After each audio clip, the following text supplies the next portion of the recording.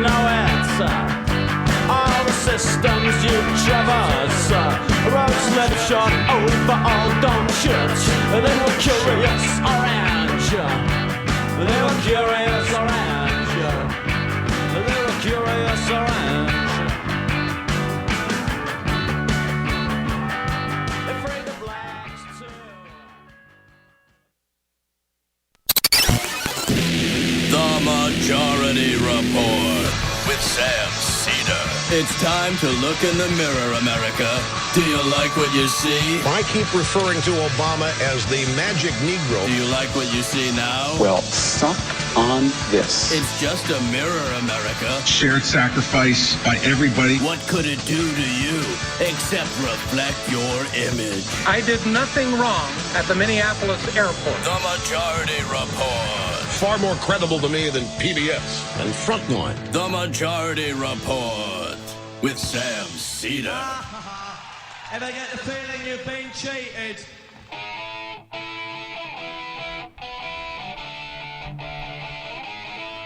It is Wednesday, September 5th, 2018. My name is Sam Seder. This is the 5-time award-winning Majority Report. We are broadcasting live steps from the industrially ravaged Gowanus Canal in the heartland of America, downtown Brooklyn, USA. On the program today, Mayor of Jackson, Mississippi, Chokwe Lumumba, from my time that I sat down with him at Netroots Nation.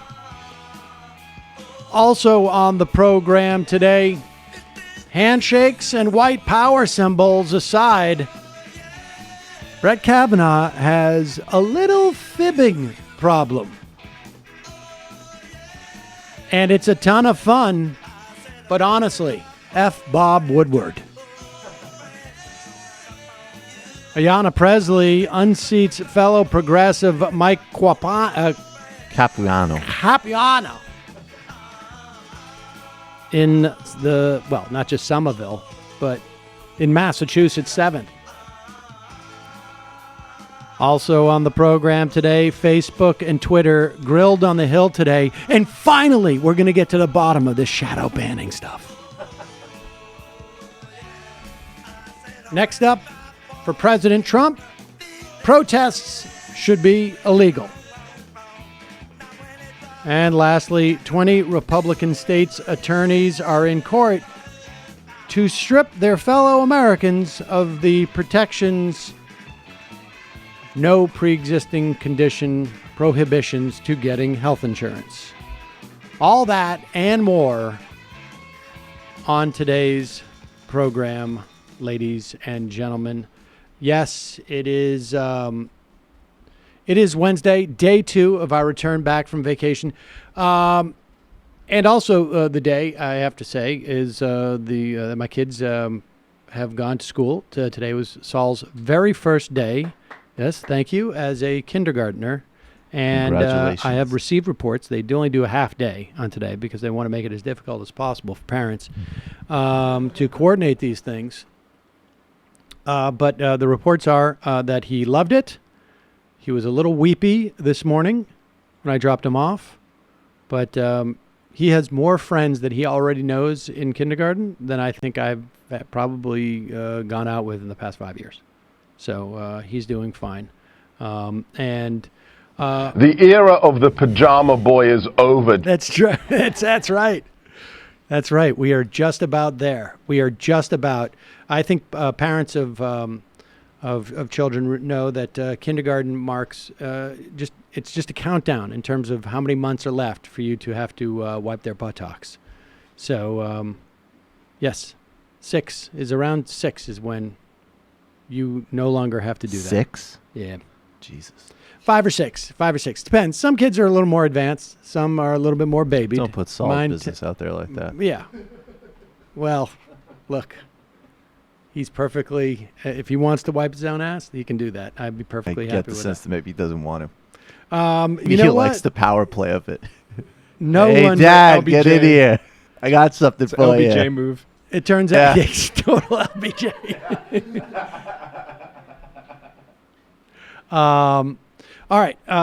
Just a reminder, your support makes this show possible. You can become a member by going to jointhemajorityreport.com for just a handful of nickels and dimes a day. Not even a handful, like a very small person's handful. Like not even a small person's, like a small child's handful of nickels and dimes. You can support this program every day. And as a way of saying thank you, we give you extra content every day. So that is jointhemajorityreport.com. Hearings are going on as we speak. Tomorrow, the plan for us is going to be to really pull out a lot of important moments that are going to come out of these hearings. And then maybe even on Friday, what we'll do is have, if we can get it, because it's obviously difficult, genuine experts at this stuff are obviously watching this stuff in real time. So difficult to get on the show at noon, but we are working on that. But this is super consequential for a number of reasons. And we will play footage of a Parkland victim's father who attempted to shake Brett Kavanaugh's hand, and it's interesting to watch Brett Kavanaugh completely turn on his heels and run away from this. Without a doubt, this father was there to put Kavanaugh in that type of situation. But I want to remind everybody that we have been inundated with a number of stories about how great Brett Kavanaugh is a person. Put him aside as a judge. He's great in a carpool. He's super in a pickup basketball game. He once, he works at a homeless shelter. I mean, all of this, we've heard about how great he is as a person. So it seems to me to be perfectly legitimate to put him to test that premise. I don't know what kind of person turns on their heels when they're introduced to someone like that and then calls security on them. A good guy, I guess. And I will also say this to the Republicans who are whining about this. This process was made illegitimate when Mitch McConnell said we're going to deny Barack Obama even a hearing on his nominee. Now, I may not have wanted that hearing, and Barack Obama didn't play this thing politically well, but the process has been made illegitimate. And put aside all the Russia stuff, anything else you want to talk about in terms of what may make the election of Donald Trump illegitimate, Mitch McConnell himself attributes Donald Trump's win to keeping that seat open, to an illegitimate act in keeping that seat open. So the idea that there's even a shred of legitimacy to this entire process is a joke. It's a joke. It's a fucking joke to say it was inappropriate for this guy to want to shake Brett Kavanaugh's hand. They are withholding hundreds of thousands of documents. In terms of the ones they delivered the most sensitive ones hours before the start of this hearing. That is completely illegitimate and without precedent. There are documents that may show, and now it appears on multiple occasions, that Brett Kavanaugh perjured himself in the first time he went in front of the Senate Judiciary Committee to be confirmed as a federal judge. One of those examples that he may have perjured himself was in regards to his involvement in the torture policy. The other one is his involvement in receiving documents from Manny Miranda. Manny Miranda was a staffer. I think at one point he worked for Orrin Hatch, and then he moved to Majority Leader as a staffer, Bill Frist. And during the course of George Bush's, this is in the early aughts, during the course of George W. Bush's hearings on judicial nominees, Manny Miranda, and I guess this one might have been Alito.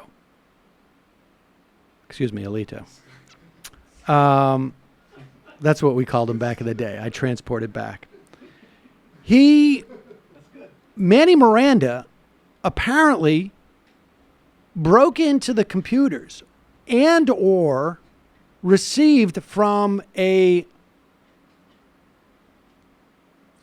some type of mole working for Democratic senators documents involving Democratic senators' line of questioning and strategies in attempting to question, potentially block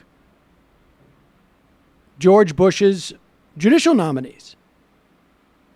These memos and emails were stolen over the course of I don't know how long.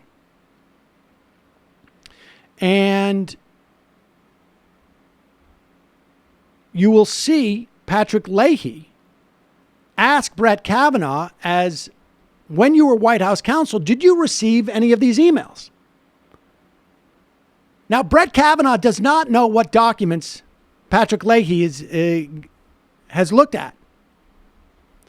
And I'm quite convinced that there's a lot of Republicans on this committee who don't know what documents Patrick Leahy has looked at. This is what happens, okay? They do this in suits all the time. Corporations will do huge document dumps. And unless you have a law firm with a lot of resources, those document dumps overwhelm you. And they don't even know what's in the document dumps. Because the theory is we're going to put 40,000 pages of documents in there and they've got 12 hours to look through them. Good luck.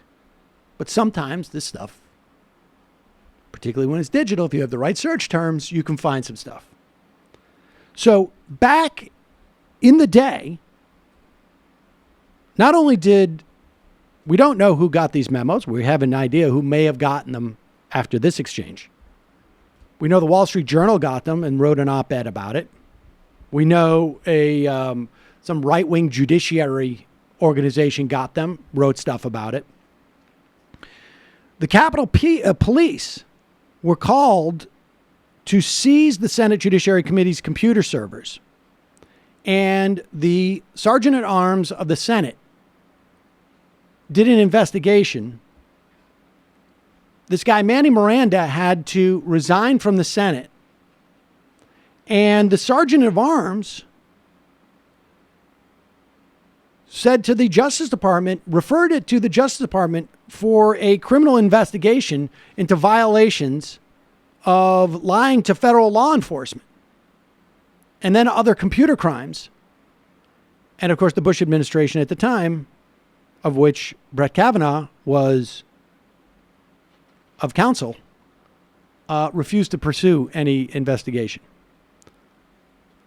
So here is Patrick Leahy. Now, here's one other thing. Patrick Leahy was a prosecutor. And one thing about good lawyers, when they're deposing or they are examining a witness, is they rarely ask a question if they don't already know the answer. Now, when you worked at the White House, did anyone ever tell you they had a mole that provided them with secret information related to nominations? I don't recall the reference to a mole, which sounds highly specific, but certainly it is common. Again, and the people behind you can probably refer to this, but it's common, I think, for everyone to talk to each other at times and share information. At least this was my experience. This is 20 years ago almost, where you would talk to people in the committee. Pause it for 1 second. Okay, so highly specific, a mole. I mean, that's a very specific term. I mean, that involves euphemistically, that would involve someone very specifically planted in a situation as a double agent. That's very specific. But I can tell you this, people talk back and forth. Because Brett Kavanaugh says that because he doesn't know what Patrick Leahy knows. People and the committee. You never received an email from a Republican staff member with information claiming to come from spying on Democratic mole? I'm not going to rule anything out, Senator.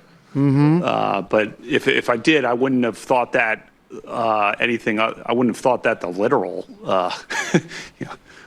meaning of that. But I pause it. Okay. So if I did get an email from somebody saying that we have a spy or a mole, I wouldn't have thought that it was specifically either a furry little animal, which would be the literal meaning of a mole that bores into things, or I wouldn't have thought that literally we had placed someone inside there. So it's possible I may have gotten an email where someone said, we have a mole in the Democratic staffs, and I would have thought that's just common parlance for I have a conduit to get information. I'm just chatting with people. That's the story. I have Google. That's the story. Yeah. You know what I mean? Mole. A search engine. Right. LexisNexis. thought that anything. I wouldn't have thought that the literal meaning of that. But I wouldn't have surprised you that if you got an email saying you got that from somebody spying on Democrats. Well, is there such an email, sir? I don't know. I mean, that's. Well, we'd have to ask the chairman. Pause it. Okay, so there, Brett Kavanaugh realizes do you have a email to me that says from Manny Miranda saying that we have a spy, a mole that has given us information? Does that email exist so that I don't have to perjure myself again? And now we get to the inter-party thing. Now, we have different angles of this. This one, unfortunately, we can't see Leahy's face because Leahy has a look on his face, probably part and function of Botox, but also in part a function of a guy who realizes this was too easy. Go ahead. From somebody spying on Democrats. Well, is there such an email, sir? I don't know. I mean, that's. Well, we'd have to ask the chairman what he has in his confidential material. But here's the, if you're referring to something particular, here's what I know. Hey, just stop a minute here. Reference twice. Pause it. Now, this is important because Chuck Grassley just interrupted Kavanaugh. He didn't interrupt Leahy. Kavanaugh is trying to spin this off let me just address a different topic and where I'm on terra firma. And Grassley has to jump in here because Grassley needs to now pretend that he is not hiding documents that show Brett Kavanaugh knowingly received stolen information. Hey, just stop a minute here. Reference twice in your 30 minutes, and don't take this off of his time. You made reference. You're talking about the period of time that he was White House counsel. Yep. That material's available to everybody. So that bit of the material about him that's marked committee confidential is now public and available? Is that what you're saying? If that's what the chairman say, we got a whole new series of questions. No, not if it's committee confidential, but so you have access to it. Not so but, that but I don't can forget, 80% of the material we've gotten from the library is on the website of the Judiciary Committee, so the public has access to it. Pause it now. So what Grassley is saying is that we've taken all the non-incriminating stuff and made it public. We've made the incriminating stuff only the committee can look at, and of course can't reference and can't show it to Kavanaugh and say, hey, Kavanaugh, do you remember getting this email that's addressed to you that we got from your files? That's from Manny Miranda that says, hey, we're getting stolen information.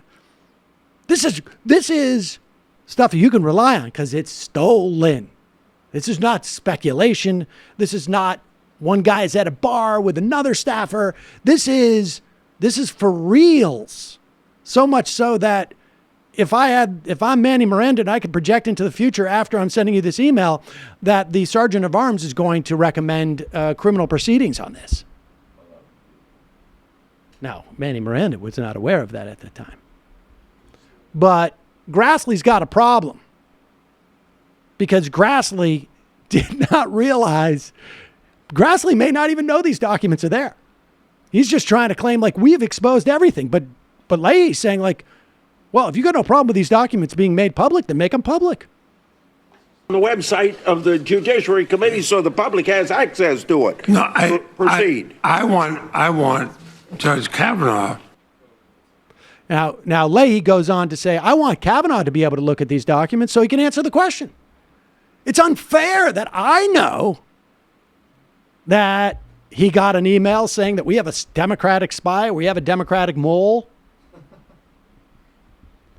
And I want Kavanaugh to be able to address these charges. It's the only fair thing that can happen. There's going to be a lot more of this, and I think we're going to have this stuff to play tomorrow. And again, look, the bottom line is this. You cannot get the votes you need from Republicans until you lock up all the votes from Democrats, and we're not even close there. Because those Democrats running in deep red states where Donald Trump is still bizarrely popular, West Virginia. All the North Dakota people for Kramer were talking about the Democrats' crazy stunt yesterday at the Supreme Court. North Dakota, Indiana, Missouri, but that's Alabama. It's still not a majority of the population in any of these states, though, right? The 60%. Oh, yeah. I think it's above 50% in most of those states. Support for Trump. And so those senators are nervous. And what they need is a non-ideological reason to either slow this nomination or stop this nomination. And lying is non-ideological. And so that's what has to happen here. And then they start working on the Republicans. So, I didn't know about the mole. Sorry, I pre-cleared you. Exactly. That's basically what we need to happen. That's the strategy. You're trying to get me with the mole. Well, good play, because I could care less if teenage girls have to die in an alleyway as long as I don't take the blame for it. I have no doubt that most of those senators are perfectly happy to vote against. I think they probably don't care one way or another as long as they have cover. You know, certainly they all know that at one day they're going to come back to their colleagues in the Senate and say, I need X, Y, or Z. They just need a way to deliver it. All right, we're going to take a break. When we come back, this interview that I did at Netroots Nation, I guess that was in early August. I don't remember when it was. Was it early August? It was early August with Chokwe Antar Lumumba. And back in November of 2017, I can't remember the date, but I interviewed, and maybe it was on, I can't remember who is the author of that piece? Sarah Gilbert had written about Chokwe Antar Lumumba, who promised to be the most radical mayor in America. How he came to be elected, how he came to decide to do it was largely a function of his father having been mayor, I believe, in Jackson, Mississippi. And fascinating story. He is only 35 years old. And I think in 10, 15 years, this guy's going to be an important national figure, has the potential to be. So enjoy this interview, and then we will obviously talk more about the Supreme Court.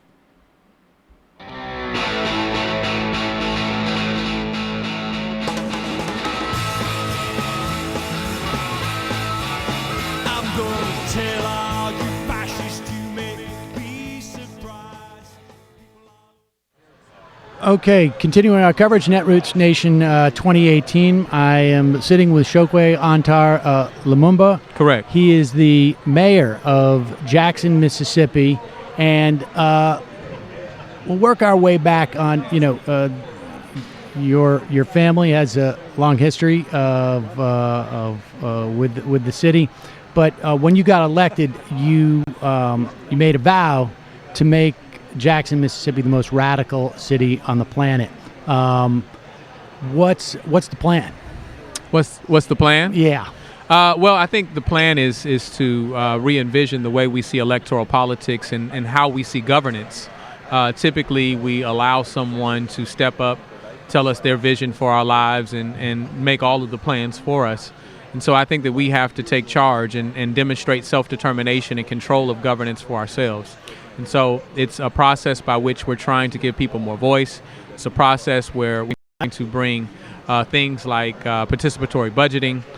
We're trying to bring cooperative businesses where we invest in ourselves, where we're trying to assert the values that best represent and reflect our community at large.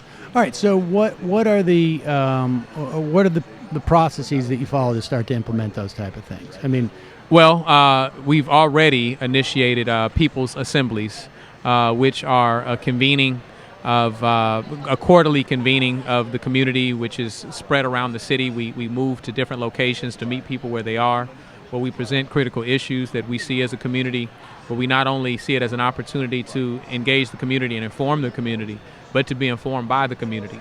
It's a pressure mechanism that we utilize, and we're now going through the education of what participatory budgeting looks like, so that we talk about moving away from models where we're finding value in what we're funding to a model where we fund what we collectively value. We are creating incubator funds for cooperative businesses, changing policy for small business programs, and looking at how we can fill voids for ourselves. We see divestment, we see redlining in our community, all of things that lead to systemic issues that we continue to see flow and create these cycles of humiliation that people deal with. So how do we move more into a solidarity economy that moves into a space of dignity and reflect more our interests? All right. So what does participatory budgeting mean? I mean, you're educating folks in Jackson, Mississippi. Let's educate. We're going to educate a little more too. Well, participatory budgeting isn't necessarily a new concept around the nation. You have other cities and other spaces that are utilizing it, but I think it has to be tailored to the culture, the specific demographics of where you are. And so we can borrow examples from other places, but we have to tailor it to our specific needs. And what participatory budgeting is carving out portions of your city's budget for the community to decide where they want those resources to be allocated, where their voices are implemented into the process, instead of the traditional models where it's all top down. Where it's all top down. And so it's no longer scratching where people aren't itching. It's identifying what people feel as our priorities, and that's the essence of politics. Politics is who gets what, when, where, and how. And so it makes no sense that the community has no say in who the who is, right, which should be themselves, what they will see their resources go into, and how soon it is allocated to them. So I guess, I mean, to a certain extent, maybe I have experienced this insofar as I'll get an email from a school saying there's a certain amount of money that's allocated. We need a certain amount of votes for for the funding to go to a school in this district, or to go to the library or something like that. But that's almost positioned, with the you're being propositioned in an either or scenario, right? As opposed to really being at the table to say, we feel that there should be more youth programming in our city. We feel that we need to allocate more resources to mental health. We feel, any number of things that we feel that there should be funding supporting. And so it's taking it out of the hands of an individual. So there's no slate that you're giving the community. Give people the slate. It's coming from the community, is giving you the slate essentially, and giving you the priorities. What we have begun to do is we've met in these people's assemblies and broken into small groups, and we've walked around to different stations and talked about what our priorities are, what participatory budgeting looks like to us.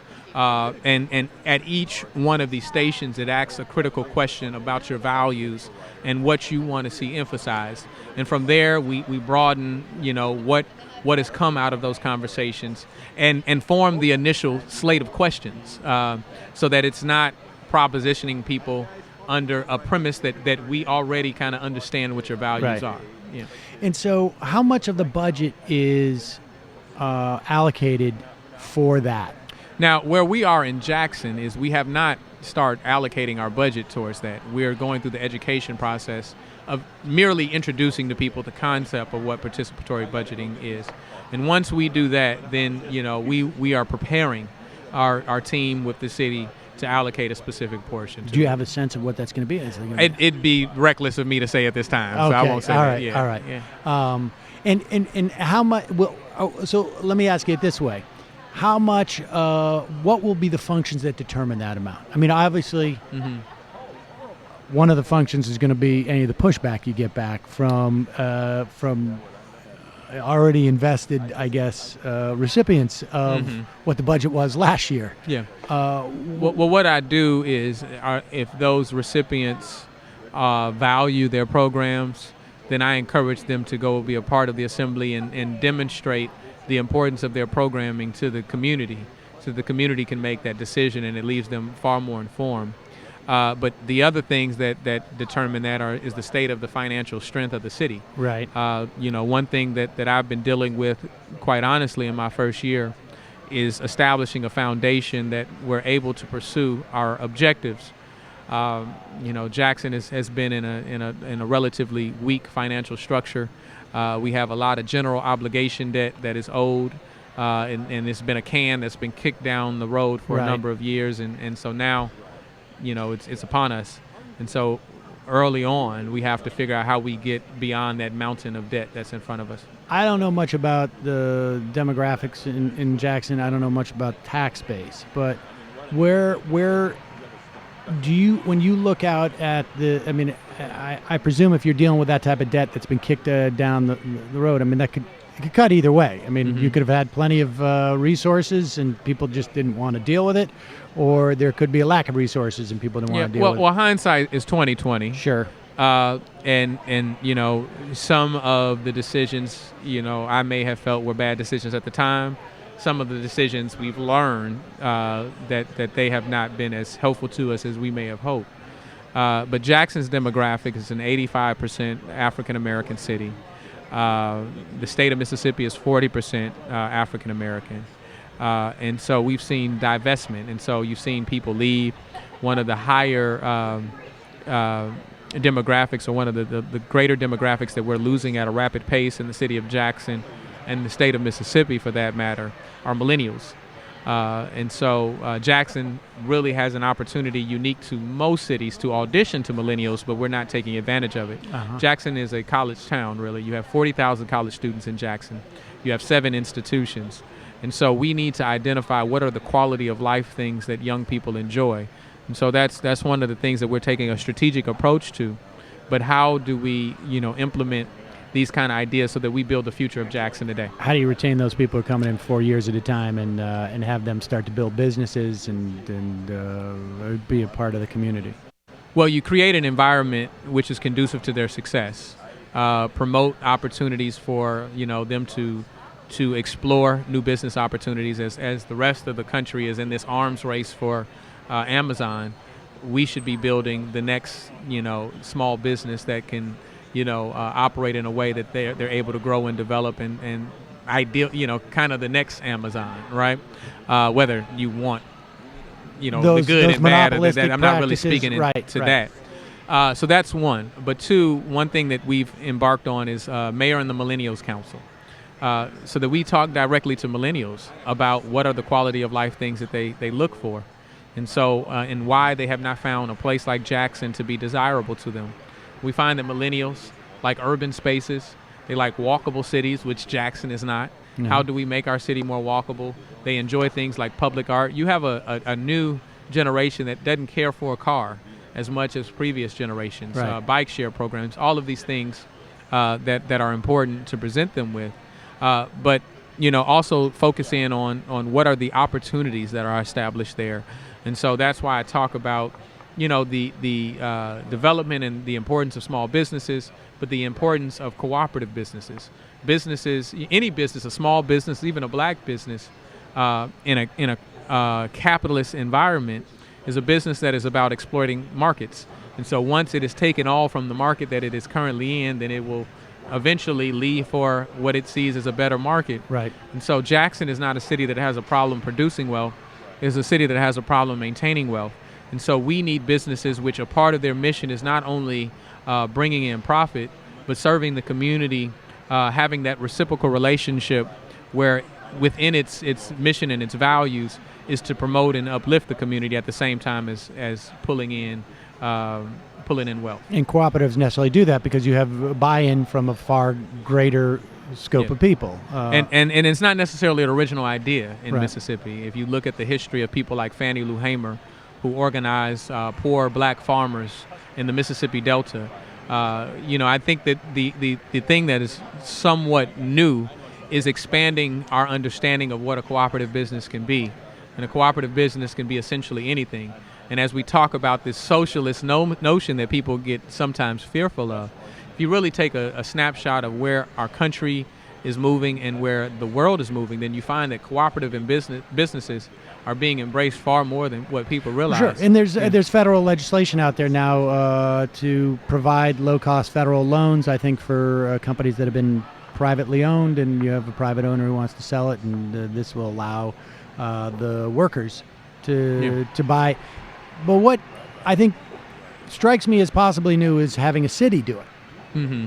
Right? Well, a city cannot own a business. No, but a city providing and encouraging Yeah. those and providing the funds for those. Like, on what terms would you loan? I mean, is that part of the program? Is to build incubator funds, and it's basically looking at the mission of the business, whether it's consistent with the environment that we're trying to create, and capacity, learning all of those things and what the structure is. That's the terms. But all of this is under the premise that when we look at our world, when we look at our nation, the economy of our nation, we've been operating under this flawed premise that something has gone wrong, and I don't believe that it has. I believe that the system is probably overperforming, and we've had the ultra wealthy, the multinational corporations dictating what our economy should look like. And so we should not be surprised by the growing inequities of wealth distribution, where you see the mega rich becoming far more wealthy and the impoverished becoming far more poor. You have so few with so much and so many with so little. And so we have to change that dynamic and rewrite our system for ourselves. so we haven't gone off the rails. We've just gone further We hadn't down. gone off the rails We've just at all. gone further down the rails. I think that we're finally being faced with the consequences of our decisions. Right. To not empower ourselves. Let's talk just a little bit about how you, with a platform to make Jackson the most radical city in the country, gets elected. Part of that was there's a tradition there, and your father served as mayor for quite a long time. Well, no, my father was mayor for 8 months. Oh, before, 8 months before he passed dying. away. Right. Okay. Yeah. I'm sorry. And so it's coming back to me now. How you somewhat reluctantly decided to run for mayor. What was his program similar? I mean, what My father certainly, I don't think that he had the opportunity to speak as much on the cooperative enterprise portion of it, but he certainly was ideologically aligned with it. And he was, he was in his foundation days trying to build the foundation with the city. But I come from a background of the principled belief of our mission must be to become more self-determined as a community. That is the same ideology that my father, centered his work on. And so I believe that we have to see electoral politics as a means to an end and not as the end itself. Right. And so at that time, I was focused on how my contribution could maybe be demonstrated outside of government. He felt that electoral politics was more tailored for me than it even was for him. And at the end of the day, my father had a unique way of always getting his way. And so, I'm tremendously blessed to be in the space that I'm in. And if it had not been for him, then I know I would not have been afforded this opportunity. But I think that we have to continue to have a well-rounded approach, comprehensive approach of how we change communities, understanding that we need, when we have the benefit of political leadership that identifies with that philosophy, then we take advantage of that. But we must always have pressure from the outside to make certain that we hold people accountable, that we are creating the agenda for ourselves. Do you think that you would have been able to become mayor of Jackson, Mississippi, if you're with this agenda were it not for your father's tenure? I mean, in other words, was this an opportunity that you had that what you perceived as fairly unique to be able to do something that is fairly unique in the context of American politics? Well, I think you see a number of progressive platforms rising up around the country. I think that the way that we speak to people's shared experience ingratiates that message to, makes our message ingratiating to people. For me personally, I feel that my father certainly paved the way for me that quite naturally I may not have been able to take on this task at such a young age. Right. He presented a certain level of authenticity that has been extended to me, and so I have a responsibility, because I've had the benefit of sharing his great name, that I live up to that and I don't disappoint people, and so that is a responsibility that I don't take lightly. And so do you have how long is your term? Is it, I guess, 4 years? 4 years? Yes. Mm-hmm. So, I mean, do you have certain benchmarks that you're hoping to hit over the course of that time? Mm-hmm. Do you, I think, there's been some written about you in some national publications, but not necessarily, I've read maybe one or two things, maybe in the Nation magazine, maybe one or two others.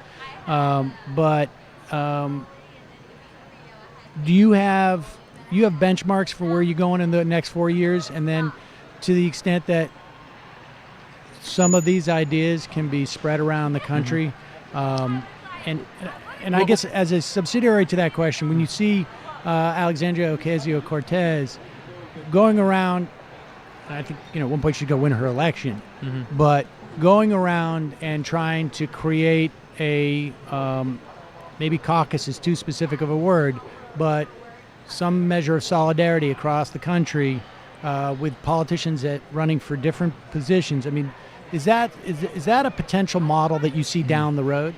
Well, so my goals at this time are twofold. First, I look internally at what the values and desires of our community are, making certain that I never abandon or ignore that in the pursuit of any ideal. And so, so we have benchmarks of how we demonstrate progress and how we're eliminating the issues in our community. But then a larger focus is the connection that we see between what Jackson is facing and what many communities are facing around the nation, and seeing the similarities there.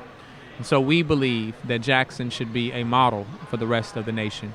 As we are aware of the historic traumas in Jackson and in the state of Mississippi, if a place that has been known for such horrible suffering can demonstrate a progressive agenda, then I believe it motivates the rest of the country. When you see if progress can be obtained in the belly of the beast, then it can be obtained anywhere. Right. And so it's the premise. My wife and I have a favorite show that we like watching called Madam Secretary.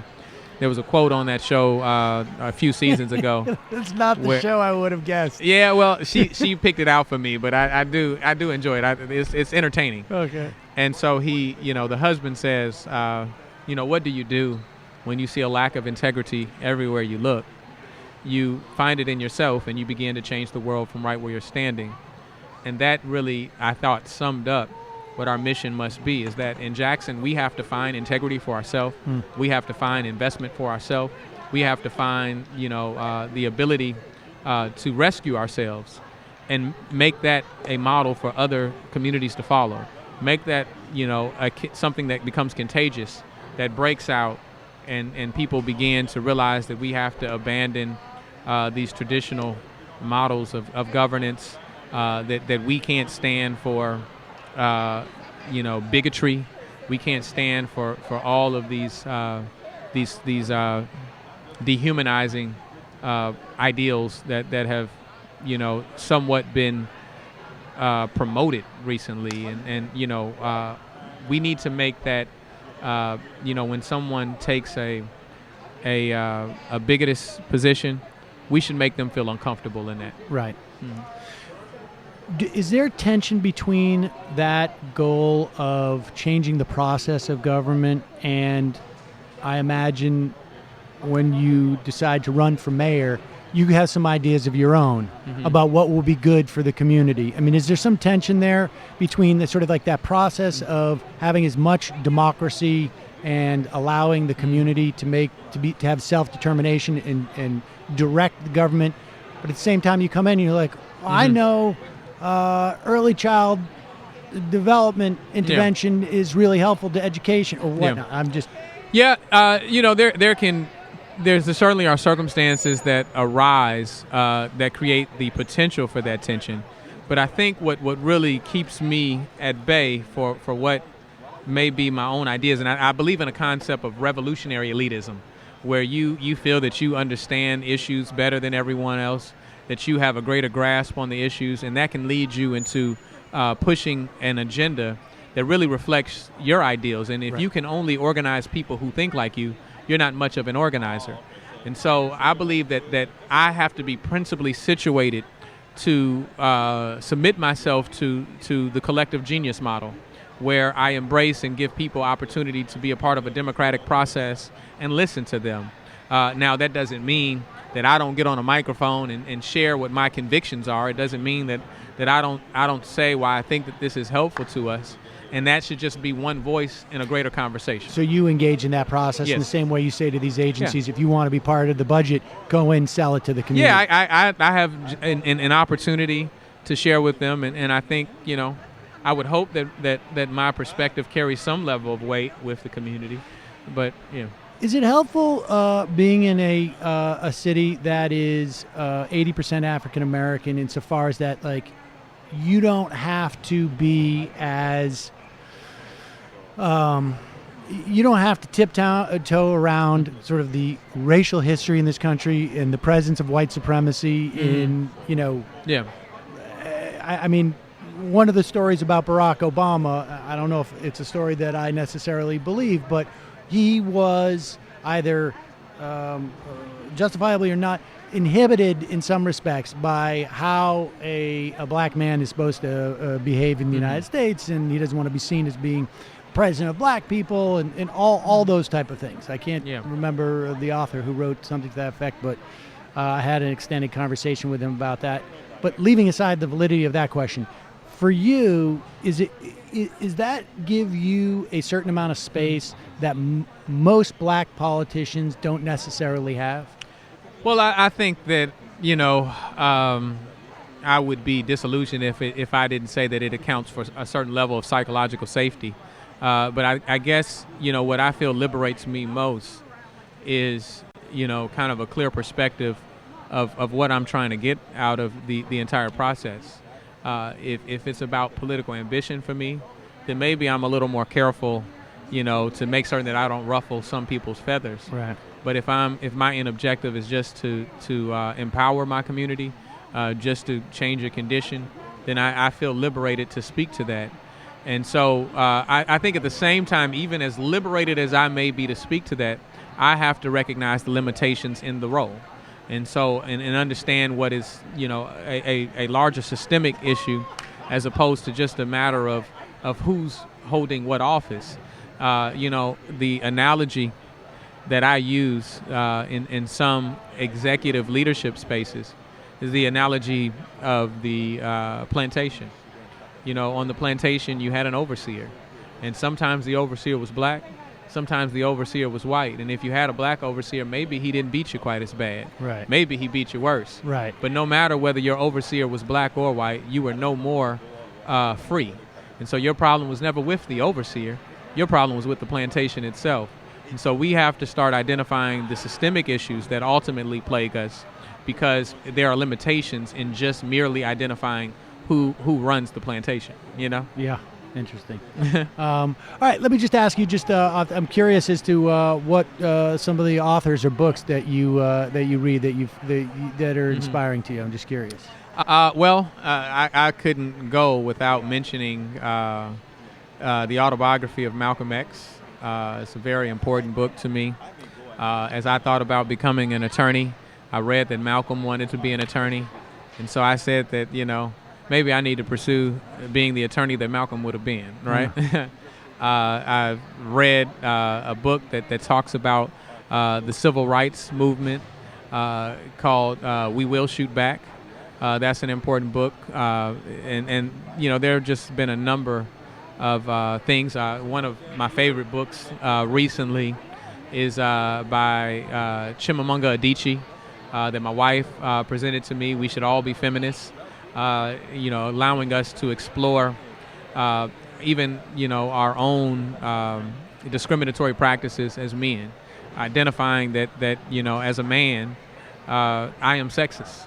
And, it doesn't mean that I should rest within those sexist ideals, but I can't tell a woman what is and what is not sexist.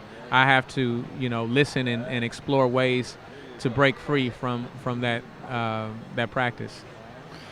Chokwe Antar Lumumba, Mayor of Jackson, Mississippi, thank you so much for your time today. I really appreciate it. Thank you. I appreciate our conversation. Thanks. Thank you. All right. Well, that's it. Ladies and gentlemen, that was from Netroots Nation.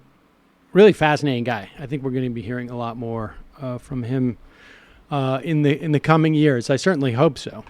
All right, we're going to take a quick break, head into the fun half of the program. We will talk more about, obviously, the hearings to a certain extent. We're going to do, tomorrow is going to be an omnibus hearing show so that we can catch people up and get a sense of just where we are. I mean, like I say, the game is for those maybe half a dozen Democratic senators who are most likely to, at the very least, not obstruct to the extent that they can the Kavanaugh nomination. But the sooner they come out saying they're against the Kavanaugh nomination because of procedural things, the quicker the pivot can be made to pressuring someone like Murkowski or Susan Collins. So we will head into the fun half. Just a reminder, your support makes this show possible. You can become a member at jointhemajority.report.com. Also, justcoffee.coop, fair trade coffee, tea, or chocolate. Use the coupon code MAJORITY, get 10% off. Buy that Majority Report blend if you can. Also, I have to make note of the fact that it was a total coincidence that I'm wearing the same shirt today as I did that fateful day at Netroots Nations. It does not always... I don't want to freak anybody out that I was able to travel through time and space. It's just much easier to wear the same Just shows shirt. how focused you are on your clothing choices. Yeah, exactly. I don't want like a razor. Yeah. Just totally honed in on the clothes. Yeah. I was not necessarily the best dressed in that interview. I don't know if you picked up on that. I think it doesn't even need to be said. Right. That's true. Today is a Wednesday, folks, which leads me to believe that yesterday was Tuesday. And if that was the case, then last night was Tuesday night. And that would lead me to believe that the Michael Brooks show was on. Is that the case, Michael? That is the case. We forgot John McCain together. We debuted a new Matt Leck-centered segment. Really? Yes, indeed. Now to add to the Griscom-centered segment, Ken Klippenstein, he's a really good investigative reporter, and we talked about a lot of stuff. Follow him on Twitter. Yeah, definitely follow him on Twitter. I do. Really, really good investigative reporter. We talked about a lot of stuff, but probably I want to highlight, he actually thinks that with an actual grassroots movement that it really is actually possible that we could reverse the policy of supporting mass murder in Yemen. He actually thinks there is some opportunity to push Congress in the right way on that, which is obviously really important. And then new things in the post game. And this Sunday, illicit history of Lula da Silva, the Workers' Party, and lawfare. We're going to do contextualization of all that Brazil coverage. So patreon.com/TNBS. Thank you. And Jamie, you have corrected some audio issues, is my understanding? Yes, I can hear now. It's great. There you go. I'm still a little out of sorts from it, I gotta say. It's weird when you can't hear what's happening on the screen. Or on a radio show. It's even worse. Yeah. Mm-hmm. Speaking of radio shows, what's up with the Antifada? Well, I'm afraid we're a little bit late this week because we were on vacation all week last week and into Monday. However, we have 3 good things coming out possibly later tonight, at least one of them. Sean's doing a little primer on historical materialism because we talk about it a lot, but we don't really explain what it is. He's really putting us all to shame. I think his segment is great. I've got an interview with a singer from a punk band. It's a very interesting punk band. They always have a little performance arty element to it. I guess I talked about situationism a little bit yesterday. And Andy's got some interviews on the nationwide prison strike. So check it out. And that strike is still going on for, I believe, another 5 or 6 days. And I think we'll be getting information on it for well after that. It ends September 9th, so 4 days from now. Matt.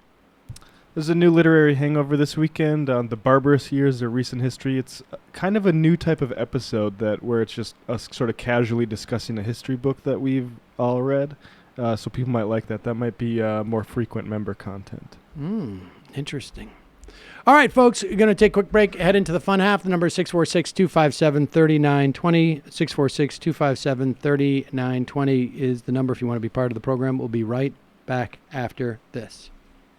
You are in for it. All right, folks, 646-257-3920. See you in the fun half. Are you ready?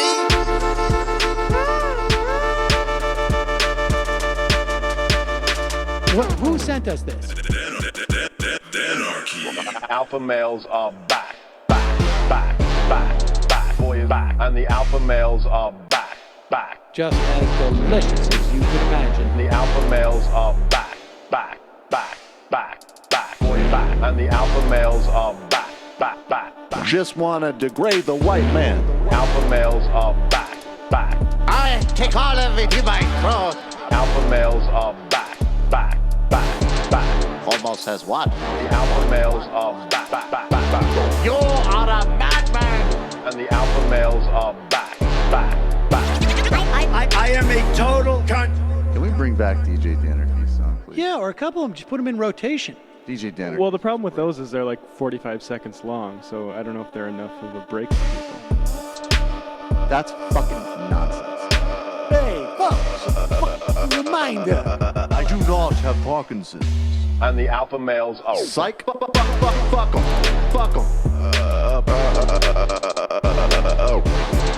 Almost says what?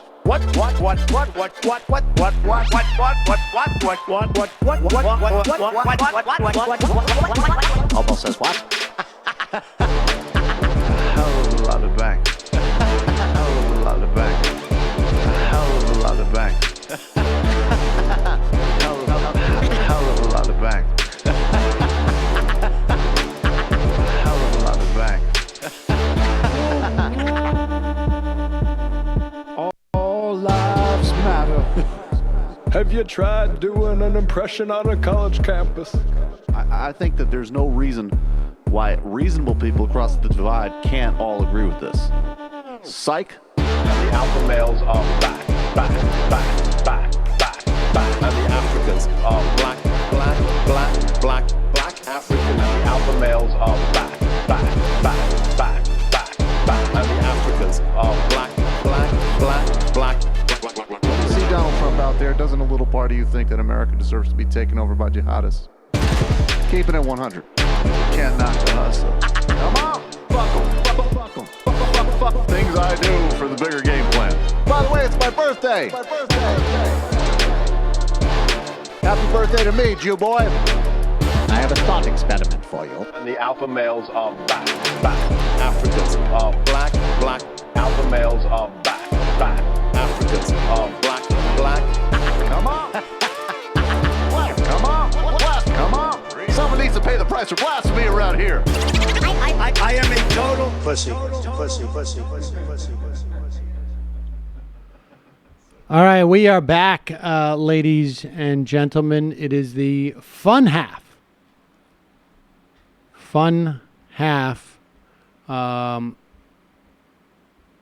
Wherein we will take your phone calls and discuss various issues and also address the IMs that you may send. In fact, I'm turning on my IM thing right now. Who's this? Oh, okay. Here we go. So there are hearings, as you know, on Capitol Hill right now with Facebook executives and Twitter executives and different social media executives. At one point, I think Jack Dorsey is going to be brought into a room and questioned as to why folks like Maria Bartiromo are being shadow banned. Or not retweeted enough. Let's be specific on the merits of the case. What's wrong with your social media platform that people don't appreciate Maria Bartiromo enough? Excuse me, sir. That was something that her followers would be very interested in. Very interested in. But one of the people in attendance to these hearings turns out to be David Dayen, friend of show. Another person who appears to be in attendance is... What is that? Is that you? I don't know what is going on with my phone. That's weird. You. Is a non-friend of show. He was down by an average of 4 points, but he defied the odds and won by 3 points over extremely conservative former Congresswoman Gwen Graham. To her credit, Graham, who received almost 500,000 votes, has endorsed Gillum. Gillum won in counties representing Miami, Tampa, Orlando, Jacksonville, Tallahassee, and even West Palm Beach. His opponent, Trump worshiper Ron DeSantis, declared on Fox News, "The last thing we need to do is to monkey up this by trying to embrace a socialist agenda with the huge tax increases and bankrupting the state." This overt racist language has ended up hurting DeSantis, and in the last 3 polls after Gillum won the primary, Gillum has leads of 5, 2, and 3 points. And all the major aggregators put this as a toss-up race. I'd like to talk about the Presley race after you comment on what you think of the Gillum race. And do you think it's a good strategic move for Gillum to downplay the racist comments by DeSantis and try to focus on promoting positive issue items that Bernie and Gillum support? Yes. I mean, let me start with that. I think you don't... others can highlight DeSantis' comments, right? I mean, Gillum has got to move forward with a positive agenda and go out and sell that agenda. There is a common thread that is running through these races, right? I mean, we see this in Georgia. We see it in Maryland. We see it in Massachusetts. Frankly, we saw it with Ocasio-Cortez on some level. On some level, it's about issues, and it's about progressivism. That is one part of this. The other part of this is that there's a tremendous amount of energy, in particular amongst women and in particular amongst people of color. And it's going to be in some of these races, obviously like the Presley race, it's not going to be an issue. She's going to win the general. Ocasio-Cortez should easily win in the general election. But in a place like Georgia and a place like Florida, this is going to be, it's going to be fascinating to see if this energy can overcome both a natural inclination to Republicans and the, I guess, history of racism that we have in states like that. And so it's going to be fascinating to see. The one thing I would say about that people should be aware of with Gillum is that he is not in any way directly implicated, but there is a corruption investigation that is ongoing in Florida that he is at least touches upon him. And I don't know all the details, but I have a sense of it, if I could jump in for Sure. just a second. I think that the things that they have him on that sound the most salacious are not in any way atypical, which is basically, it seems like a friend of his became an FBI informant, and they had meetings together facilitated by the informant friend with prospective investors in Tallahassee who I think were FBI agents. And nothing at all so far has come out of that. So actually, it looks like a bad headline because it's like, oh, why would you never want to have you had dinner with undercover FBI agents and an informer in a headline, but it's actually so far it's all just mayors meet with prospective investors in the city. There's nothing at all unusual about that. there was one guy who got wrapped up in it as of now, who was Right. a city council, Yeah. or city commissioner or something like that, who apparently is suspected of bribery. So, But not Gillum so far. Not Gillum, and so we shall see. But assuming he can get past that, and I'm surprised DeSantis didn't start there. Frankly, I think that was, going all in with the racism right off the top. Like, Well, it is the Trump Republican Party. Yeah. We ignore corruption and double down on because we are corrupt and racist. Yeah. The Presley win is fascinating. For people who don't know, the race was between a 20-year incumbent, Mike Capuano. He is, I think, by any measure, a very progressive member of the House. Voted against the Iraq War. Member of the Progressive Caucus. I mean, just you check Great off all labor the record. Yes, check off all the boxes. The 7th district is the only majority-minority district in Massachusetts. Somerville, some of Cambridge, Chelsea, and Everett, and Dorchester, I think. And you've got Presley was a Boston City Council member. Their issue set was almost identical. She went a little further in terms of ICE. She said abolish ICE, and I think Capuano, I can't even pronounce his name. Capuano. Basically said something to the effect of like reform it or something a little bit less.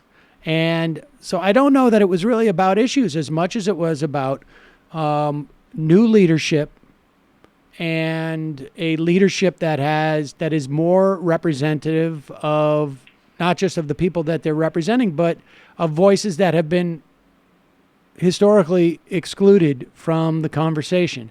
And that, I think you certainly know this, John, that when you look at where the energy is in the Democratic Party, the base has always been largely, women of color, and in terms of just electorally speaking, in terms of the most reliable voting bloc. But in terms of like bringing in new people, largely women and people of color are just driving the energy of the party right now. And so, and this is indicative of that. And youth, I would say. Yeah, I agree. I think it's actually youth is more of a factor than anything else. The poll that came out had the last one had, which was a WBRU poll. The Boston NPR station put out a poll by Mass Inc. that had Capiano up by 13 points. Obviously, Presley won by 18. You look at the poll, though, and it's Presley was up in 18-49 by 8 points with 23 undecided. No, undoubtedly, probably a vast majority went for Presley of the younger voters. And how does Capiano a poll get it that by, wrong? I don't know. My first impression was to say that it was it didn't do cell phones, and it doesn't give a percentage. But supposedly they did do some cell phone polling. So, I mean, I think it's also the fact that young people are voting more often. So, in other words, they have this certain percentage that they have slotted in for the youth vote, or I shouldn't say youth, the young adult, 20s and the 30s, and even in the 40s, and they're just exceeding expectations, is what I'm thinking. Also, probably, the non-white vote, which had Presley up by 18 points, and the white vote had Capiano up by 35. I mean, so those are big factors, like you talked about before. And so, but I mean, I think that's what's happening. Younger people are voting more. I mean, you can't tell because unless you have an exit poll. But I mean, that's what everything is leading towards. And so, the more younger voters you have, the more it's going to help progressives. And so, I mean, in fact, if you look, let's see, the Nichols John Nation put out this part of a tweet today saying, traditional polling can't measure transformational politics. That's why it matters to keep the faith. Upsets are not just possible, they're likely. So, again, my take was that it was mostly the cell phones, and I still want to see a percentage on the cell phones, but it's also, youth or young adult enthusiasm. And so I just keep it up, and I think things are going to go better.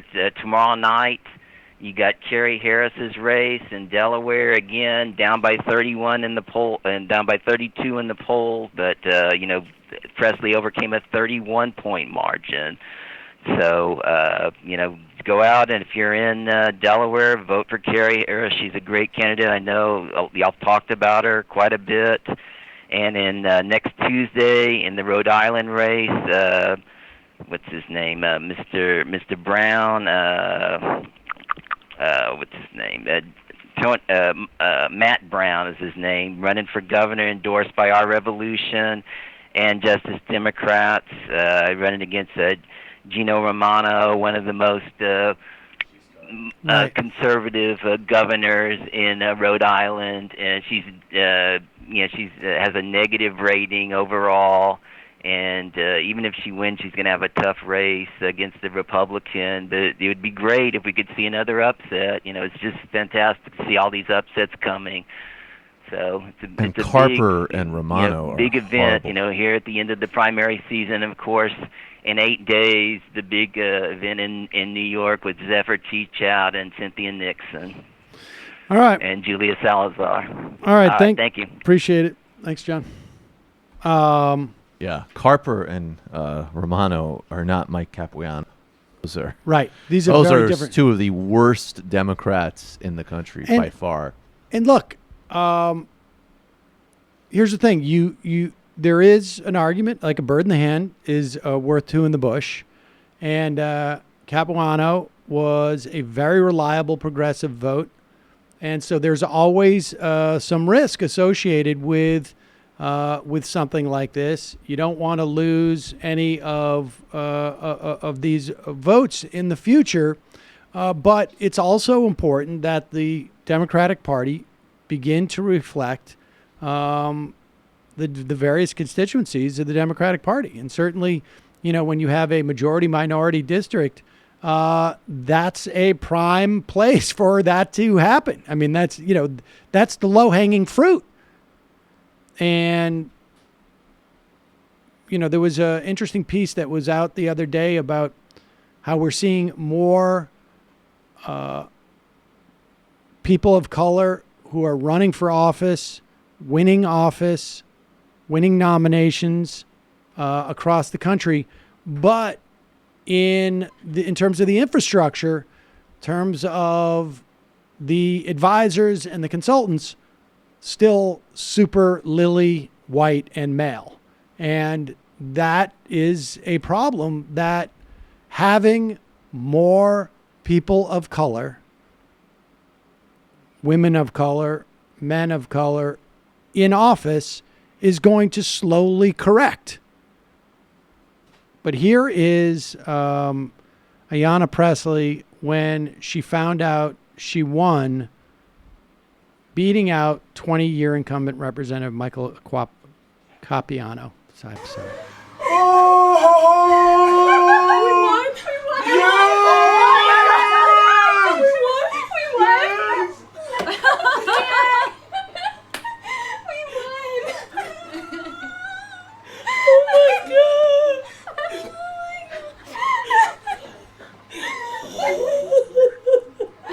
Tracy?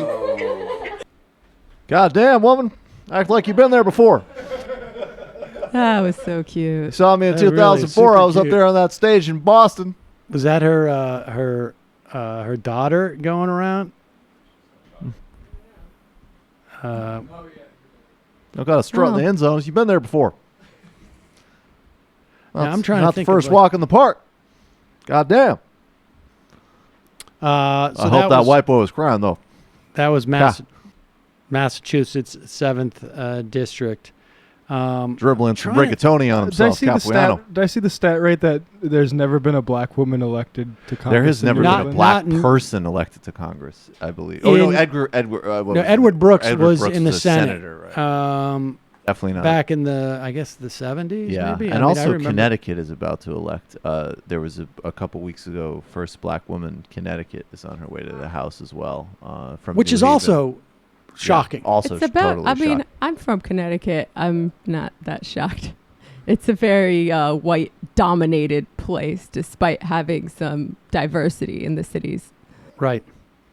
All right, let's go back to the Kavanaugh hearings. This is getting a lot of attention. And, look, the idea that Brett Kavanaugh is terrified of meeting any of the people who are impacted by his perspective and his decision, and why he's being sent up, through the mill to serve on the Supreme Court is not the biggest reason why we should stop his ascendancy to the Supreme Court. But if it works, great. Frankly, I don't know that this is the most effective thing, but it's sometimes the ground is loosened a little bit. And then when you start to put in stuff like the spade of, hey, you've lied to previous committees, or hey, you as an attorney for the administration basically accepted stolen goods to do your job. One can't sort of disaggregate these things. But here's Brett Kavanaugh, who we've been told over and over and over again is a great guy. He's great in a carpool. He's great in a basketball pickup game. He coaches his kids' soccer team. He loves his children. He's a great guy. I don't know him as a judge, but as a guy who would just like shake your hand, he's a great guy. Oh, next you're going to tell me he's nice to his own kids. He's nice to his own kids. He loves his children. So did Fred Gutenberg. He's the father of one of the students who were slain in Parkland. and he was invited to the hearing by Dianne Feinstein. And he approaches Brett Kavanaugh and says, I'm Fred Guttenberg. I'm the father of Jamie Guttenberg, who was murdered in Parkland. And as soon as those words come out of his mouth, Brett Kavanaugh turns on his heel and then apparently tells security, get him out. Here it is.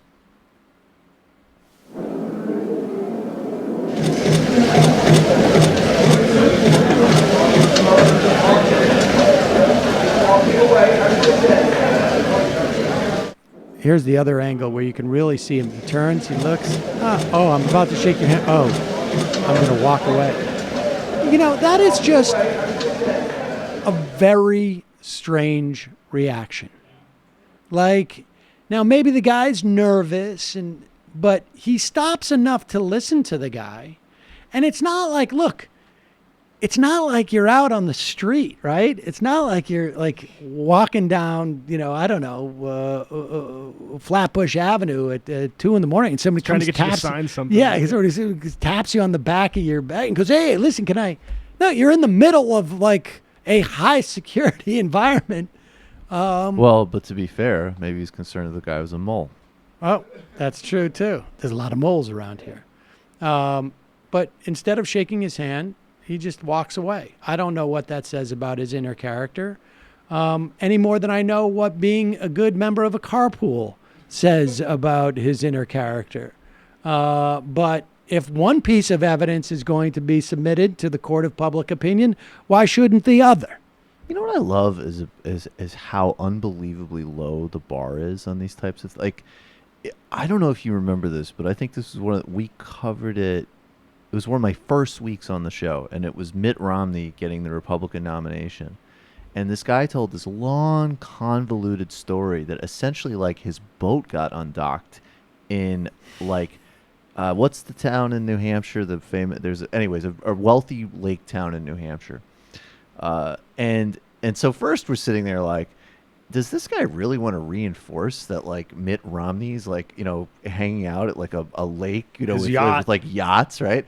And then the guy essentially basically boils down to, like, Mitt Romney didn't let my boat float out into the water. Right. Like, he did the bare minimum that you'd have to be an extremely unusual human being to not intervene in. And it strikes me like, Or you could also just interpret it as like he had great boating etiquette. He had great boating. Well, that's what I'm saying, though. But I think most of us, if we saw that, would probably, our first impulse would be, oh, the boat's going to go away. How do we stop it? And I think with the exception of Donald Trump and Ted Cruz, who really don't cross those basic human thresholds because they're mutants and freaks and weirdos, like, it's just funny. Like, I think you can meet people who they might be like, you know, embezzlers or serial killers who would be totally polite in a carpool. Of course. Or say that they love their kid. It's just funny that they can't even stretch for, like, I don't know, service to, you know, I don't know, like something genuinely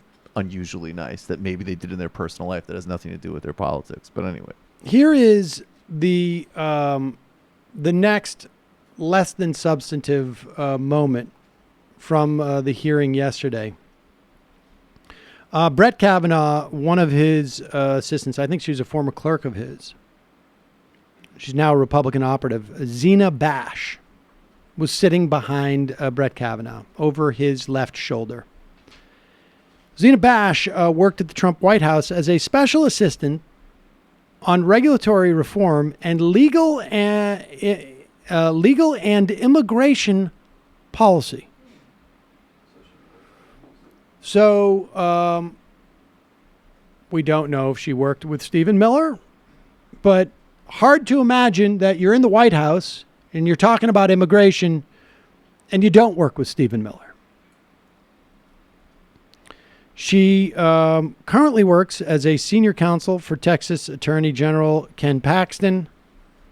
Her husband, John Bash, is a U.S. attorney in Texas. And it's very odd. There's, there was a picture of Zena Bash going around where she was, it appeared that she was sitting in a way that, for some reason, her hands formed the white supremacy symbol. That is the sort of the OK with the 3 fingers flared out for white. Now, this is, they have a secret handshake because that's the way you do when you're a white supremacist. That was a tradition that was picked up by the KKK. You want to keep your identity, and it's a secret society. I saw the picture and I was like, who knows, but unlikely. Now, the video, though, is a little bit weirder. Like, I don't know if Zena Bash is a white supremacist. What I do know from reporting, extensive reporting on the White House, is in the White House, they like to troll. And we also do know from Bob Woodward's book, incidentally, F that guy. We do know that Donald Trump felt like he shouldn't have made some of the, I think, the anti-neo-Nazi speech that he gave, because he just felt like it alienated his supporters. So stupid. That doesn't necessarily mean that Donald Trump is a neo-Nazi, but it's a strong indication that he's neo-Nazi-ish enough that he doesn't care about signaling to neo-Nazis. I roll with those guys. Non-neo-Nazis, non-fascists, are not just people who don't subscribe to fascism, but also think that fascism is so bad that you shouldn't placate it for your own personal gain. And so you don't necessarily, look, Stephen Miller can be a fascist even though he's a Jew. Stephen Miller could even traffic in some circles like neo-Nazism, even though they don't like Jews, because he doesn't care enough about, he feels protected enough from these people that he finds it valuable to promote stuff with them. There was, we know that the far right in Israel has made common cause with neo-fascists in Europe. That's well reported. We know for years Christian Zionists have made common cause with the right wing in Israel, even though these Christian Zionists, a big part of their support of Israel is that some of the people they're hanging out with and supporting, because they're Jews, are going to end up in eternal hellfire. In fact, 2/3 of them. Well, they want them all to go to Israel, though, right? That's well, why they go support to it. Israel, and that's when the Messiah comes, Jesus returns, and 2/3 of the Jews go to eternal hellfire. The other third get a lucky, get it like a box seat to what happens afterwards. But, and I've heard stories where Israeli military or Israeli right-wing politicians go like, well, look, we'll have that argument later. We're confident we're going to win that argument. In the meantime, there's value in this association. So who you are is not necessarily dispositive of what you might do to promote your agenda. But one never knows.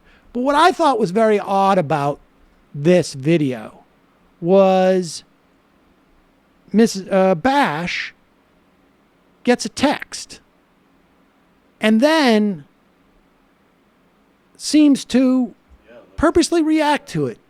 I don't know. You be the judge. It's impossible to know. And if it's trolling, it's trolling. And I suspect that maybe like this is... It's funny how only the super right-wing adjacent trolls like to do this particular troll. This is what the alt-right likes to do. We know this, right? This is their agitprop, you know. But what if the Nazis just said the Sig Heil was ironic? Well, it doesn't matter. Nobody's getting off the hook. Right. My point is, I think some people let him off the hook with that. Like, I saw some people on Twitter saying, no, this is not really what this hand signal means. Like, it means what it means now. Well, she's either making the hand signal or she's not. And then the question is, if she's making the hand signal, is she doing it because this is going to set off the libs? or if is she doing it because deep in her heart she's a white, a white nationalist, and every time she flashes that symbol, it gives her a warm feeling inside. In between those two things, it really is irrelevant because it has just as detrimental impact. Like, I don't care what's in her heart one way or the other. I also think what's interesting is that, people's practices, like what they do does affect and inform their belief. And one of the things that some of the people who've studied the alt-right and these troll cultures have demonstrated is, that what starts as trolling and irony becomes ideological conviction. Let's watch this video, and I don't know. People can decide for themselves, obviously, but it is interesting. You wrote that unless guns were regulated, either at the time of the Constitution was written or traditionally throughout history, they cannot be regulated now. In your own words, gun laws are unconstitutional. She's looking at her phone. Unless they are, quote, traditional or common in the United States. You concluded that banning assault weapons is unconstitutional because they have not historically And she goes right banned. for the move. And this logic And she's means looking that even as around weapons become more like, advanced and more dangerous, they cannot be regulated. There is a... Judge Easterbrook, as you know, a conservative judge from the Seventh Circuit, concluded that reason was absurd. she's gauging the room. Now, here's the thing that's interesting about this, too. Pause it for a second, right? It's Fox News, so we know what the camera angle is, right? Like, I mean, how many times have you been to a baseball game and you're sitting behind the home plate and you get that call from your buddy, like, dude, you're on TV. Give me the thumbs up. Right over your left forearm. Right. Yeah, this is like the white nationalist version of that. Of its own constitutional validity. In fact, I'm left with the fact that your reasoning is far outside the mainstream. And she very deliberately removes it too then. Yeah, it was weird, and she looked at her hand as she did that. That was that to me was sort of the weird part. Look, who knows about this stuff? We're talking out of our butts here, but I just think that it's not beyond the realm of possibility. I like the point that you made yesterday on Twitter, Matt, because her husband, and I don't know if we have it, but here it is. And then the husband comes out and he says, the attacks today on my wife are repulsive. Wah! Everyone tweeting this vicious conspiracy theory should be ashamed of themselves.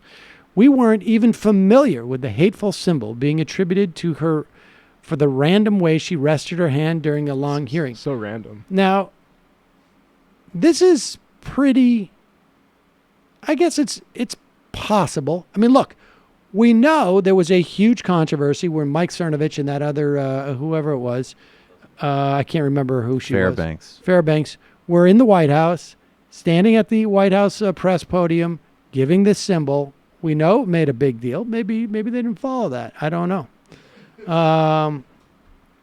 He goes on to write, Zena is Mexican on her mother's side, Jewish on her father's side. She was born in Mexico. Her grandparents were Holocaust survivors. We, of course, have nothing to do with hate groups which aim to terrorize. Okay, so it's just nothing in this, of course, is a direct as anything. No one's saying that she has anything to do with hate groups, right? I mean, it's other than the Trump administration. Right. Some of the Twitter comments have even referred to our baby daughter. That's inappropriate. Of course not. I didn't even know she had. I would have said I had like a small pimple on the inside of my arm that I was like working on. Well, go up to the first one. I was signaling very to a mole that I had info on that. We weren't even familiar with the hateful symbol being attributed to her for the random way she rested her hand during a long hearing. Yeah, I don't know. Maybe. But I'd say if make you... the point that you made, I think, is important. Well, basically, like, if you want the benefit of the doubt, don't have an entire career where you're working for fascists like Ted Cruz and Donald Trump's immigration. Yeah, I mean, that's the bottom line. It's the reason that this is even, a 30% valid conversation is because of her associations. If you didn't have if your career wasn't working for the worst people in the country doing racist things and terrorizing communities, this wouldn't even be, I don't know, maybe some random weirdo would be like, what's going on here? It's the pyramid. Like- And it wouldn't be like a whole bunch of people, even like us, who have to say, I don't know. I mean, she associates with them. What can you... I'm not saying it is, but I certainly wouldn't discount it. Working for Ted Cruz and the Trump team's immigration policy is much more white supremacist to me than looking at like edgelord memes on 4chan. Yeah, or even going to some stupid protest in Charlottesville. And that's what we talked about this on TMBS last night. Steve Bannon's whole premise that he's able to spin that he's not a racist is by, shrinking the bounds of that word so radically that it's like, okay, you don't wear a sheet. I guess obviously that means you're MLK. Well, we were talking about this the other day too, with I forget what guest, but like all the people that are afraid of fascists having a demonstration in Charlottesville don't realize that there is another group of fascists that already has power, which includes the cops, it includes the Trump administration, and that's another thing that we should be pretty scared of. Yeah, fascism needs to not be thought of as a demagogued population and more like a group of people with power doing malicious things. And it also reminds me of the DHS blog. Remember when they just happened to post something that sounded an awful lot like the 14 words? Yeah. And it's like, no one would be looking for that if they weren't doing fascist things already. Right. All right, getting back to this hearing, Lindsey Graham has apparently an extremely limited memory. And I say this only because Lindsey Graham sits on the, for a number of reasons. One, you could go back to Lindsey Graham talking about the stain on the presidency and why Bill Clinton needed to be impeached, that it wasn't about punishment. It was about maintaining the integrity of the office of the presidency, that it was about the dignity of the office of the presidency. You'll recall talking about Ted Cruz and Donald Trump, Lindsey Graham was like, I don't know, what poison would you like to die by? And so Lindsey Graham has a very limited memory. He can't even remember April 20th, 2016, where... 420? 420. Maybe that's why. When he, I think he tweeted out or he said, just had a good meeting with Judge Garland. I told him that I believe the Scalia vacancy should be filled by the next president.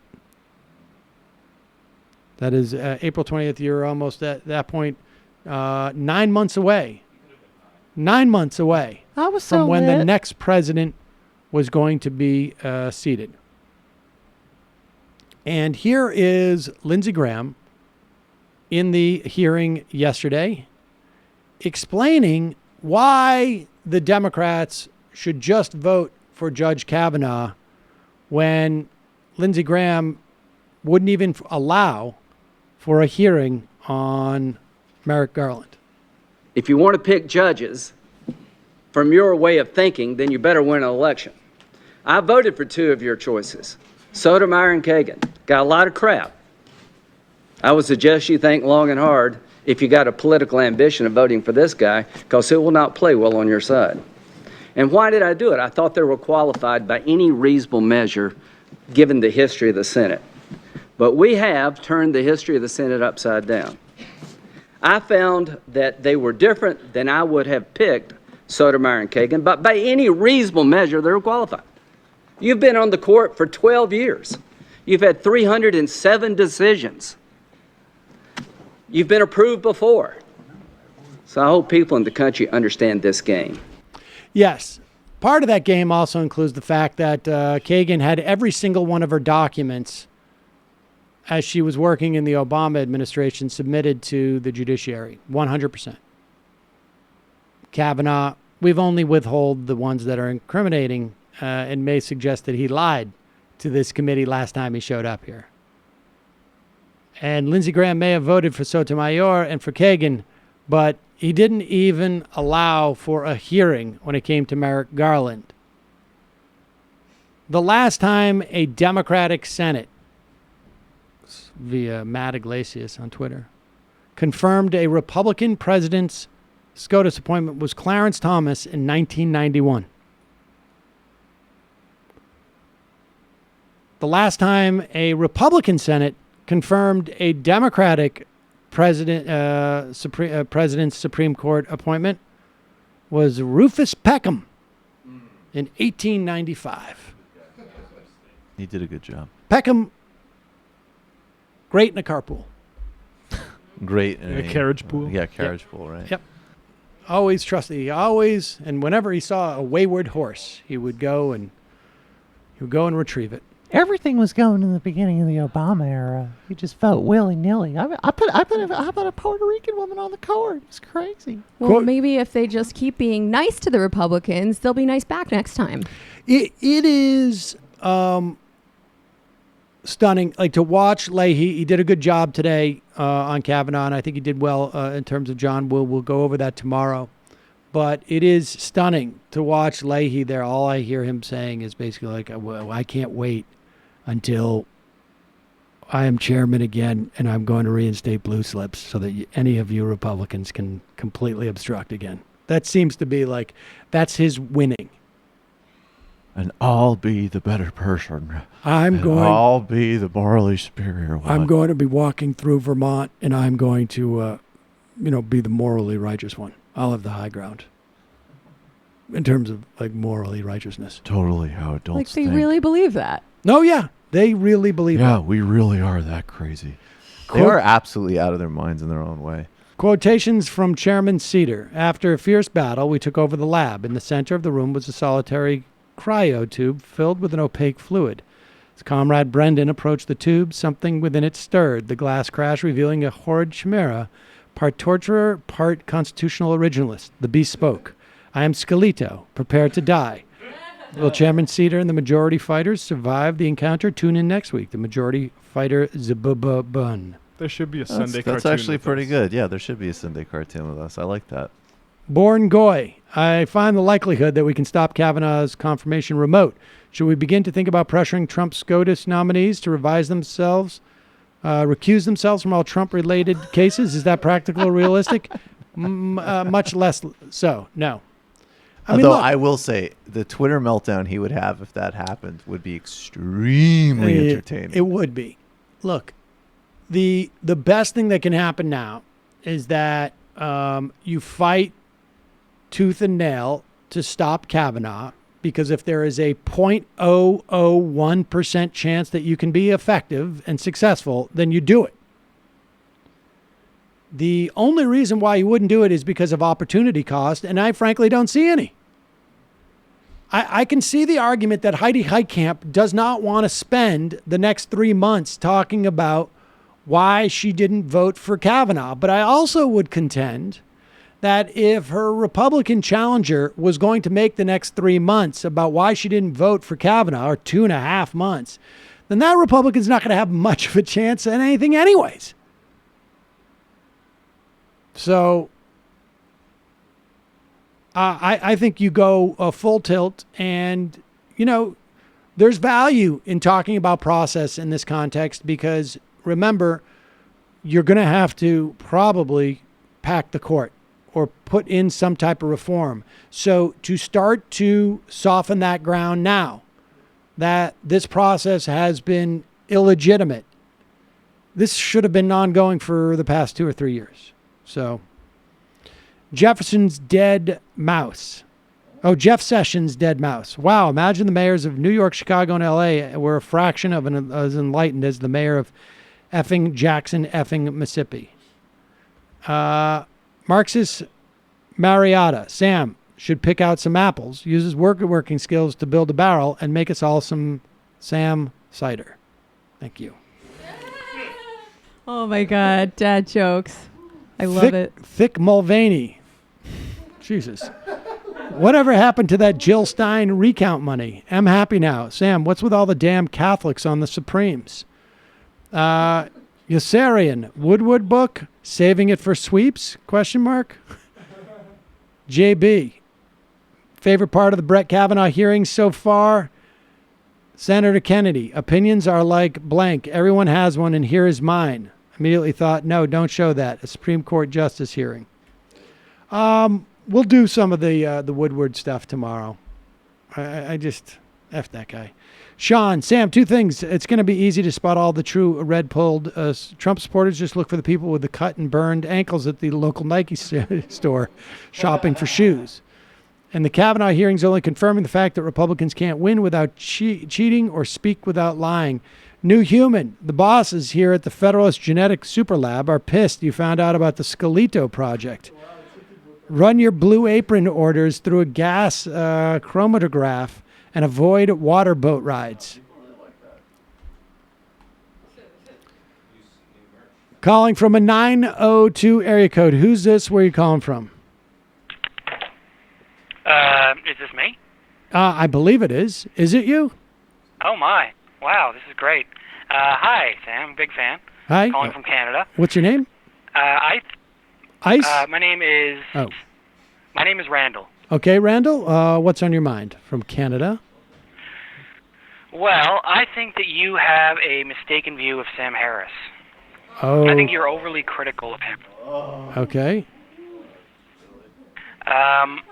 I think you conflate him with a lot of these really racist type guys, like maybe Stefan Molyneux, Charles Murray. I think Charles that he Murray. No, wait a second. doesn't really compare to them. Charles Murray is the guy that he gave an opportunity to revive his career, right?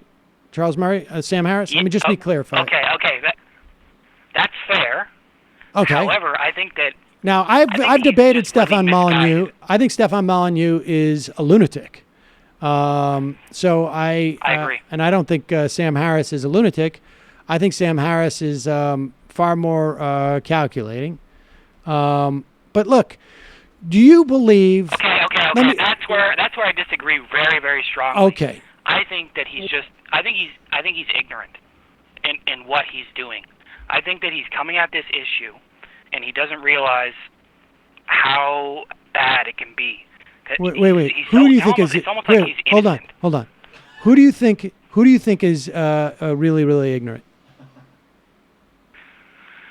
Okay, Sam Harris is ignorant of the consequences of what he's talking about, but I don't think that he's calculated. Okay, so your defense of Sam Harris is that he's dim. He's super dim. He's dim emotionally, yes. Now, let me ask you this. If there was, I have a hypothetical for you, since he loves a lot of thought experiments, is my understanding. Let's say we're at a time where we are debating whether torture is the right policy for, let's just call a country, call a country L'America, okay? And they are debating in the political sphere as to whether torture should be policy for this country, L'America, okay? Now, how ignorant would you have to be to write a defense of torture but not think that your defense of torture was, in fact, having anything to do with this political moment? Like, maybe that it's like would you have to be so dense that you just think it's a coincidence? Okay, I'm not sure I understand your point. It's a hypothetical. I'm just asking you how, it's a thought experiment. How dim would you have to be? Like, would you have to be so dim? You'd have to be pretty damn dim. Yeah. In a certain way. Would you even be smart enough to be able to even like email if you were that dim? Because that's what Sam Harris did. And then what did he do? What was the last point? Email? No. Sam Harris published on Huffington Post a literal apology for torture during the debate on torture in this country. And then, even though he was completely ignorant to the fact that it was going to be controversial, that it was going to be perceived as an apology for torture, which was actually literally the title of the piece, he then started linking people back to his site. Now, I can tell you, part of the reason why Sam Harris had access to the Huffington Post was undoubtedly because of his pedigree, which was highly associated with Hollywood. I can also tell you that a classic sales funnel is to do exactly what he did. Dangle the shiny object, lead them back to the site, then sell your product. Now, maybe he's just so lucky that despite he's so ignorant, he doesn't know how people are going to interpret his work.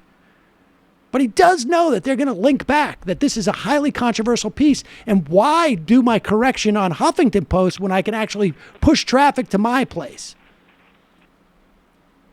I mean, if you want to go around in your defense for this supposed genius is that he's super dim and doesn't know how his words are received by people, okay. If that's your defense of him, I'm not going to argue. I mean, I don't know how I can really rebut that because I don't know about that You can't. specific.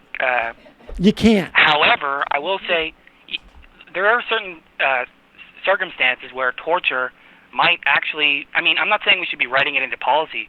There are certain things that should be always dark, no matter what. But there are certain circumstances where it's going to be justified. If you have a guy who knows of a nuclear bomb. Okay. And All right. the only way Here. to get that information This is to torture him. I mean, Right. Okay. How do you know he knows where the nuclear bomb is? well, let's just say you have information that confirms that he does. How? And the only way to How? get it is to torture him. How? And you How? could save millions. How? But let's just say that he did. No, but why not just say that the person who would torture him also has the ability to read minds? So why doesn't he just read his mind? Okay, come on. That's not realistic. Okay, that's not I got news for you, buddy. Your scenario is also not realistic. And you are also... It certainly could be. Well, it certainly could be that someone has the ability to read someone's mind. No, come on. No, You're you being come on. disingenuous. No, you're being disingenuous too because you are positing something that is fantastical. Now, in that apology for torture, he wrote of a hypothetical where two cops saved a kid who was kidnapped in a well or something to that effect and was going to die if the cops hadn't found it. But what he doesn't consider is what do the cops do the next time? They torture the next That's what I'm person. saying. It should always be in these dark back rooms. He's foolish in that he's trying to get it written into policy. It's ridiculous. Yes, These of are course. things that are very, very There is exceptional. nothing prohibiting anybody from torturing. There's nothing prohibiting anybody from torturing. They will have to suffer the consequence because as a society, we have decided that this is abhorrent. But if you go out as a public intellectual and promote the idea of torture, what you are doing is promoting the idea of torture. You are not. And that goes back to his ignorance. You are not It's foolish. the cop in that room. You do not know that there is a nuclear weapon out there. You don't know any of those things. All you're doing is defending torture. And like I say, if you want to call in and tell me that Sam Harris is so ignorant as a public intellectual as to not understand that dynamic that you and I can easily agree upon, even though you're actually telling me that you're defending him, then I think we really have reached the end of this conversation and we agree enough that we don't really need to spend any more time on it. I will say that I also just saw an email that we got from somebody up in Toronto saying that Sam Harris can't even sell out a small venue there. So that was really delicious to read. And Hey, also, hey. But I mean, what is your emotional stake in defending Sam Harris anyway? Like, why do you care so much about his reputation? yeah, he's a racist you don't like- torture why- promoter. Like Because torture. there's a certain kind of information that's going to be exposed by bad people, and if it's going to be exposed by bad people, it might as well be someone who. So here's what this guy's saying. Wait a second. Wait. Here's what this He's not guy's trying saying. to weaponize I'll it. explain what this guy's saying. What information? Okay, he's hold talking on. Let's see about if race Michael- and IQ, and he's saying Race and IQ, for example. he's saying I yes. think He's that's saying a that very, the very dangerous racist views topic. are going to be validated.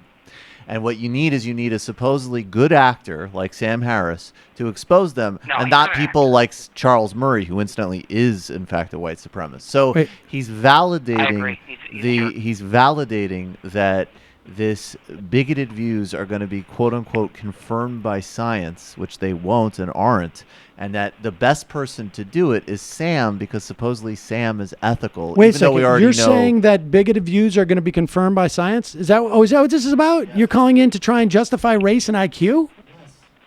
Absolutely not. Oh. So wait, so what are you saying? So what is the value of a public intellectual who is so ignorant that they don't know how their words are going to be received? Emotionally, yeah. He doesn't. He doesn't realize. He honestly, he's in the dark. No, a little what bit. is the value of that person? Oh, I'm sorry. My kid just came home. I gotta go. Okay. That's the All of a best sudden thing we can't talk about Neanderthal DNA anymore. Can that be the last? Oh my god! I mean, that is what it is. That's all. That of course, that's what it is. He had to pivot, and that's what's so revealing. My kid is coming home. I can't talk about how I'm a white supremacist. That's what's so revealing about Sam Harris's argument, is that he has to go to this hypothetical about Neanderthals because these actual supposed evidence that's going to come in confirming racist beliefs isn't here yet, apparently. Yeah, but they're all saying, in fact, it has been figured out by Charles Murray and Bernstein in a racist tract from the 1990s. Well, they always stop short of explicitly saying that. That's what, the only one who doesn't is Sam Harris, who every other second of the interview said, "These are the facts. We might not like them, but these are the facts." And then they keep going. But I still don't understand the idea of why you call in to defend a guy, a public intellectual who you think is so ignorant they don't have any idea of... Again, but notice the spin. He was saying he's emotionally ignorant. So Sam Harris doesn't have the emotional capacity to recognize that people like women or black people or any decent human being, they might be, a little upset that he's promoting the bell curve. And he can't read that because he's such a genius, in fact, that he's like Spock, and he can't anticipate our emotions. But we have to just listen to his important intellectual insight and recognize that he doesn't get emotional issues, even though I was simply trying to fix the culture in many ways. I think so, although I think in Damore's case, he actually, and it's been pretty well reported, he actually is like on some type of spectrum. And I wish we had a better word, but like that's actually more complicated. Sam Harris is just an egomaniac, right? Like James Damore is an employee who probably is on the spectrum. That's a much more complicated how you deal with somebody like that. Sam Harris is just a egomaniac who actually constantly courts controversy and then whines about it when people criticize him. To me, that's just a business model. That's a clear, but in fact he is so emotional and so irrational that it's like, instead of just saying like, hey, I promote torture, I promote the IQ stuff, I edited the interview I did with Christian Piccolini so that it edited out criticisms of Stefan Molyneux that Molyneux whined about himself. That is the connection to Molyneux. And but I don't want, if you look so up, he's sensitive to Stefan Molyneux. Yes. But okay. Well, and by the way, the last thing I'll say, there's a guy who says, and I'm not a Ta-Nehisi Coates fan, but a guy who says a conversation with Ta-Nehisi Coates would be useless because he's an ideologue. But Stefan Molyneux is somebody that I don't know if I'll give a platform to, but I certainly have to edit an interview that has already been released to please him. I mean, what more do you need to know? Wow, we need to go into that on a TMBS. Yes. I didn't hear about that story. Yeah. Well, this is what Christian Piccolini said. We just saw how the Sam Harris business model works, right? He appeals to people who hold bigoted views but don't want to be seen as racist. Right. Yes. And that is their stake in defending him. Nailed it. Exactly. Calling from a 360 area code. Who's this? Where are you calling from? Hey, how you doing? I'm doing good. Right on, man. This is Steve from Tacoma. Hello, Steve from Tacoma. What's on your mind? Yes, sir. Yes, sir. Hey, so a couple things going on in Tacoma today and actually throughout the state of Washington. I'd like to do a solidarity call for teacher strikes throughout the state. The Tacoma Ed Association is striking starting tomorrow. Puyallup striking tomorrow. Sequilla, a bunch of school districts throughout the state of Washington, and of course nationwide. There's all kinds of direct action and strike action happening in teacher unions throughout the country. Great. So, Thank you for that. Yeah, support your local strikers. Remember, kids, don't cross picket lines. Hell yeah. Another thing I'd like to mention. Hell yeah. Another thing I'd like to mention, of course, is I've been a member of Michael Brooks' show and Majority Report for basically as long as I've heard of you. So really excited about that. I'd like to give a shout out to my local podcast network, channel253.com, and especially the Nerd Farmer podcast that talks about national issues in light of local events. It's a really, really great show. I also have some questions about Kamala Harris. Basically, I've been in this. I know you guys don't like Twitter debates and whatnot, but I've been in this. I love them. Debate with. Oh man. Well, all right. Wait, let's just get to it. Let's talking about. Okay, so what's? I just what do y'all think about Kamala Harris? Very simple. And then, what do you? The school district in Tacoma is proposing open contract negotiations and like public contract negotiations, and I would like to hear what you folks think about the efficacy of. All right. Well, wait. Okay. We can have a. Okay. All right. Brother. I appreciate the call. All right. Good. All right. Yeah. Cheers. Okay. Cheers. I mean, I think there's some suspicion of Kamala Harris here. I mean, for me, the failure to prosecute and pursue investigations into Steve Mnuchin is pretty damning in my estimation. I think, at the end of the day, I want a politician who can be influenced by the left. I think that she can be to a certain extent. So that's my Kamala Harris take. It also might not be bad that we go in with the awareness that she's a cop. Yes. I mean, in what context? I feel like it's a very broad question. Like, would I vote for her over a Republican? Of course. Right. Would I vote for her over Bernie in a primary? Hell no. And it's also, let me just say this about in terms of the cop too thing. Like, that can cut both ways. I think Elliot Spitzer, obviously a very flawed guy in some very important ways. But in terms of his role as an AG, he was policing the right people, as far as I'm concerned. A Zephyr Teachout as a cop, as an AG, I would be very excited about. I mean, so the role is, in many respects, what you make of it. And I think her tenure as AG was mixed in that regard. And she has supported some pretty bad stuff. I should mention, like the policy of punishing parents when their kids are truant from school is a pretty bad one, I think. She's supported some very vicious legislation that hurts sex workers. She did not go after Steve Mnuchin in any way, shape, or form, as far as I know. I mean, you guys probably know more things on this list than I do, but that's just a few. Yeah, like I say, mixed bag. Calling from a 717 area code. Who's this? Where are you calling from? Oh, hi. This is Daddy from DA. What's on your mind? So I don't know if you heard, this came out a few months ago, but Kelsey Grammer is trying to reboot Frasier, which, honest to God, in the era of Steven Pinker and Jordan Peterson, is going to be great. I genuinely cannot wait to see that, because you're just going to see Frasier become a dark enlightenment podcaster, and it's just an increasing estrangement between himself and him interviewing people on race. Wait, did he go fash, Kelsey Grammer? And his family, where his family just hates him constantly for, he'll come in and talk about how women suck all the time because he can't get a date. I cannot wait. I've never even seen Frasier, but this reboot sounds amazing. I'm very excited well,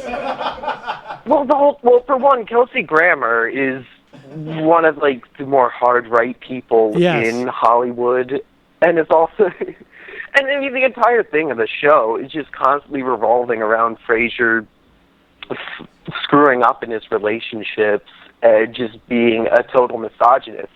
So the bridge is there, and he's already into weird psychoanalysis stuff, so he could totally become a Jordan Peterson person and a Dark Enlightenment podcaster. It's going to be so I'd love to amazing. see Jordan Peterson guest star on the episode. Sold. Oh my God. Whatever you do, don't drink apple juice. It'll ruin you. Did you hear about that? No. He was on Rogan, and he literally, because, you know, he and his daughter, I guess, eat like 100% meat diet or something. Oh, it's totally paleo. Totally, not Oh. even paleo, because I think in paleo you still eat some vegetables. They have some type of very not good for your colon diet. All right, look, man, I appreciate the call. And he said that, I'll let you go. and Appreciate he's talking about how, you know, how he needs to eat like this or everything. And he said, I had a glass of apple juice and I could not sleep for a month. And Rogan's just like, a month? I mean, juice is basically just sugar water. No, juice is not good for you. But he said literally he couldn't sleep for 1 month. You 25 would die. days, he said. 25 days. And Rogan's like, what? And Rogan was like, Cider? none? And he's like, what does that look like? He goes, I'll tell you what it looks like. You lay in your bed, you lay in terror for 8 hours a night. Let me just say, I think we can very definitively establish, like, I don't think Jordan Peterson is not a huckster. Jordan Peterson has gone 25 days without sleep. Let's just play this again. All right, here it is. If Jordan Peterson goes 25 days without sleep, I think that explains a lot about Jordan Peterson. Oh, yeah, a lot. One of the things that both Michaela and I noticed was that when we restricted our diet and then ate something we weren't supposed to, the reaction to eating what we weren't supposed to was absolutely catastrophic. What did you do? What did you switch to? Or what did you eat, rather? Well, the worst response, I think we're allergic to, or allergic, whatever the hell this is, having an inflammatory response to something called sulfites. And we had some apple cider that had sulfites in it, and that was really not good. Like, I was done for a month. That was the first time I talked to Sam Harris. You were done for a month? Oh, yeah. It took me out for a month. It was awful. Really? Yeah. So I would say, so, look. So this is right before this whole truth conversation with Sam Harris that got stuck in the mud. During. I So think the day I talked to Sam was like the worst day of my life. Not because of talking to Sam, but it was just physical. Oh, Jesus, I was so dead. But I didn't want to not do it because apple cider. Like, what was it doing? Sulfites in it. What was it doing to you? Oh, it produced an overwhelming sense of impending doom. And I seriously mean overwhelming. Like, there's no way I could have lived like that if that would have lasted for... See, Michaela knew by that point that it would probably only last a month. And I was like, a month? Yeah, From a month. Fucking cider. Oh, I didn't sleep that month. I didn't sleep for 25 days. I didn't sleep What? at all. I didn't sleep at all for 25 days. How is that possible? That I'll should tell kill you how it's possible. You lay in bed, frozen in something approximating terror for 8 hours, and then you get up. Oh, my God. Oh, yeah. Not and good. this is from fucking cider. From cider. That's what we thought, yeah. That's what we thought. Wow. Did he just admit that apples are his kryptonite? Dude, Yeah, actually, suddenly I'm feeling Sam's very equipped to defeat him now. Yeah, now we got, here's a little case for you, courtesy of the majority A report. week ago, I had freshly pressed cider. And I've got news for you. Sleeping like a baby. Any comic book graphic artists out there want to mock up Sam with some like apple picking equipment or something as a superhero? That's right. On the next episode, will the Majority Report crew get the sulfates to the mad psychoanalyst? Stay tuned, citizens. Or will he do his lobsters mean woman can't code speech? Will they get the apples to him in time so he lays in bed in terror? We're going to move our HQ to the middle of an orchard. That's right. We're surrounded like instead of like the fortress of solitude, it's just like a fortress of apple. Like we have a giant apple, and we dig out of it, and we inhabit the core. A moat of fermented apple juice. Michaela, be careful. Eat this T-bone. juice. We gotta eat an extra T-bone before we storm this fortress. We did the jerky. We didn't call them Jews. We said they have juice. Juice with juice. Worst of both worlds. Oh, dear. Juice with juice. He's got cider. Oh, dear. Sam, cider. Oh, my God. Cancel the Stockholm speech. Call back. We've got to get back to Canada and eat 3 days of steak. All right. Or we're doomed. We got a couple of more IMs. We're going to do this walk away video. We'll do that tomorrow. Shadow banned politically commissioned officer. How many times does this have to be said? There's no circumstance where torture is justified. I'm curious, Sam. So as long as you and other Majority Report staff of Jewish descent remain out of Israel, are you preventing the rapture? In some respects, yes. Mutt 1126. How to get taken seriously in the Republican yell that everyone is raping you over Marco Rubio and then insinuate he's gay. Guillotine operator. Bernie introduced some legislation today trolling Bezos. Stop Bezos. Bad employees by zeroing out subsidies act. Makes large companies pay back federal benefits they used by underpaid employees. I appreciate the trolling here. I am hesitant to set up that, some type of dynamic where you are in some way stigmatizing people on assistance. I mean, on some level, I would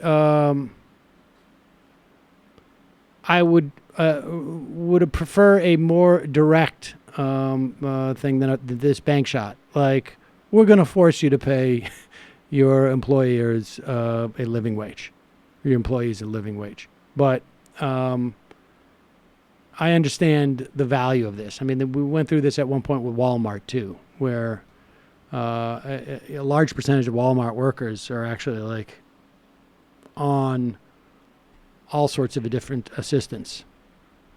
Non-commissioned politically, we did that already. Chris from Taiwan just got back to the States. Listening to the show during lunchtime instead of late night is a whole different experience. Oh, yes, I bet it is. Funky Fresh Gorka. Rubio is officially deep state now. The era of the water boy is over. Let the real alpha male Jonesy take over.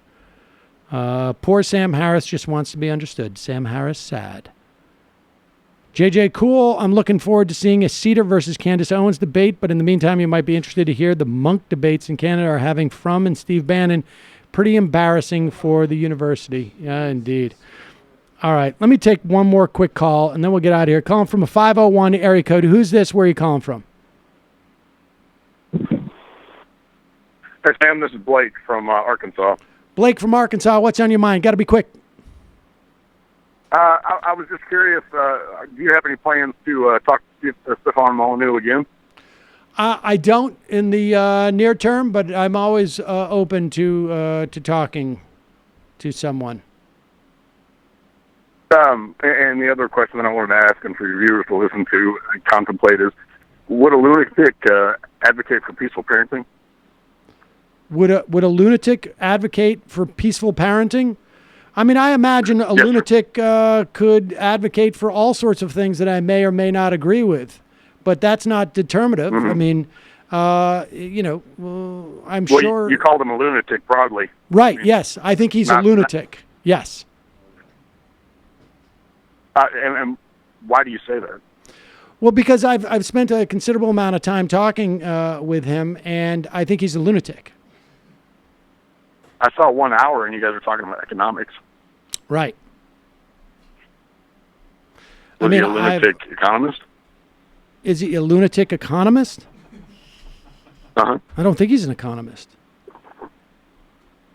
You aren't either, but you talked about it for an hour. That was the only time I've seen you guys talked. Okay. Well, I mean, I talked to him for an hour, and I've watched some of his videos, and I think, he's a lunatic. Coming up on 1 million subscribers. Okay. That's great. You think that many people? What do you think of Alex Jones? Your opinion that he's, what do you think of Alex Jones? Lunatic? What do you think of Alex Jones? I think he's a dramatist. That's what I think. A dramatist. Mm-hmm. Okay, but he's I coming think up over a million, over 1 million subscribers. What's that? Over 1 million subscribers. What do you think about the Young Turks? I think they're hacks, and I think they're How many subscribers do they have, sir? I think it's 4 million, somewhere around there. Ah, I see. So I think what we have found in this brief conversation. I didn't call any of them. Excuse me. Call any of them Excuse me. How could hacks have 4 million subscribers? It has just as much logic in saying that as what you said. So, and frankly, they've got a lot. Lunatics are fun to watch. They've got a lot of money. They're fun to watch. Lunatics. What's that? Lunatics are fun to watch, aren't they? Well, I mean, if you go along with the idea that they are a lunatic, I mean, how is he a lunatic? What has he said? Honestly, I have to go. What has he done? I would love you to call back. What has he done that's crazy? I would love you to call back, and we can have this conversation when I have more time to stretch out. Honestly, just tell me. Well, no. Real quick, tell the viewers what has he done or said that makes him a lunatic? I got to go back and review some of the stuff, but his notions of parenting. It ought to be fresh in your mind, considering the weight of that claim and label. Wouldn't you think? No, I don't think it's that weighty. I think it's actually. I think it's less than weighty. It is the bare minimum I can say. No, weight. Okay, Sam, you go ahead. Have a good day. Okay, call back though. I appreciate the call. And you're not just. I don't think I'm getting across the logic of it. All right, we are just up put against him the, in a logic chokehold. We are against the clock. I would have a Hurt Feelings Molyneux fan. I was like, oh, why are you going to say that? Just because he promotes apartheid and wants people to separate from their parents? That's a pretty big claim.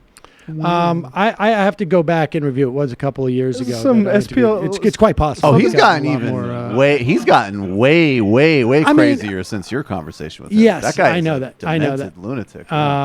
And he at one point he was a libertarian, and then he sort of shifted to Trump. I mean, here's a quote. You just want one? Sure. You cannot run a high IQ Southern Poverty Law Center puts white and with a low IQ people. These immigrants are going to fail, and they're not just going to fail a little. They're going to fail hard. They're not staying on welfare because they're lazy. They're doing what is economically the best option for them. You're importing a gene set that is incompatible with success in a free market economy. I also remember him being very angry at women who were choosing the wrong mates, if I recall. I mean, a lot of it's coming back. Sounds sane. To me. Sounds very stable. Does that guy a man is like, why don't they pick right? Is usually a strong indicator of mental. That and guy should emotional call health. in and tell us if he thinks being anti-race mixing is lunacy or not. I'm sure he doesn't think it's. To be fair to the caller, I'm sure he thinks that's an evidently reasonable. I can take 3 more IMs and then I gotta go. Kosher Farrakhan. For your hearing wrap-up show, pull clips of Lindsay wondering aloud, what sort of country have we become where a Senate hearing isn't as welcoming at Sesame Street Live and nominees don't get near unanimous approval? Okay, we did that. Richard from Ohio. I will personally kick in $20 to Patreon if you do an entire show in Alex Jones' voice. However, not responsible for throat repair bills afterwards. And Nick from Canada. Next Monk debate. Oh, we did that. And sometimes Ryan. Your final IM of the day. Did you guys see the Senate debate from Delaware between Kerry Harris and Tom Carper? Her chances are looking slim as As Delaware Democrats are older and very corporate. I used to know the head of the Delaware Republican Party and used to call Chris Coons a socialist. Delaware is so dumb. See you tomorrow. It might take all the strength I got to get to where I want, but I know somehow I'm gonna get there. I wasn't looking when I just got caught between the truth and the light bulb. But finding out won't make me feel any better. Yeah, I know the clock is ticking, but the meds are gonna kick in, and my pilot light shining bright. I get somewhere the choice was made for the option where you don't get paid for the road that bends before it finally breaks you. I guess somehow I lost my drive between the 101 and the 5. Do you know how far the detour takes you? Yeah, I know the clock is ticking, but the meds are gonna kick in, and my pilot light shining bright.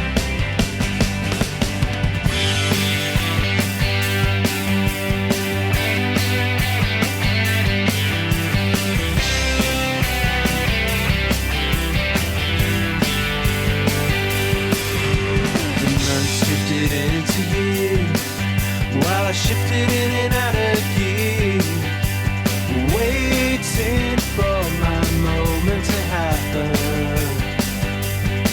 I don't know how much longer I can stay in, or how much more I got to pay to play in.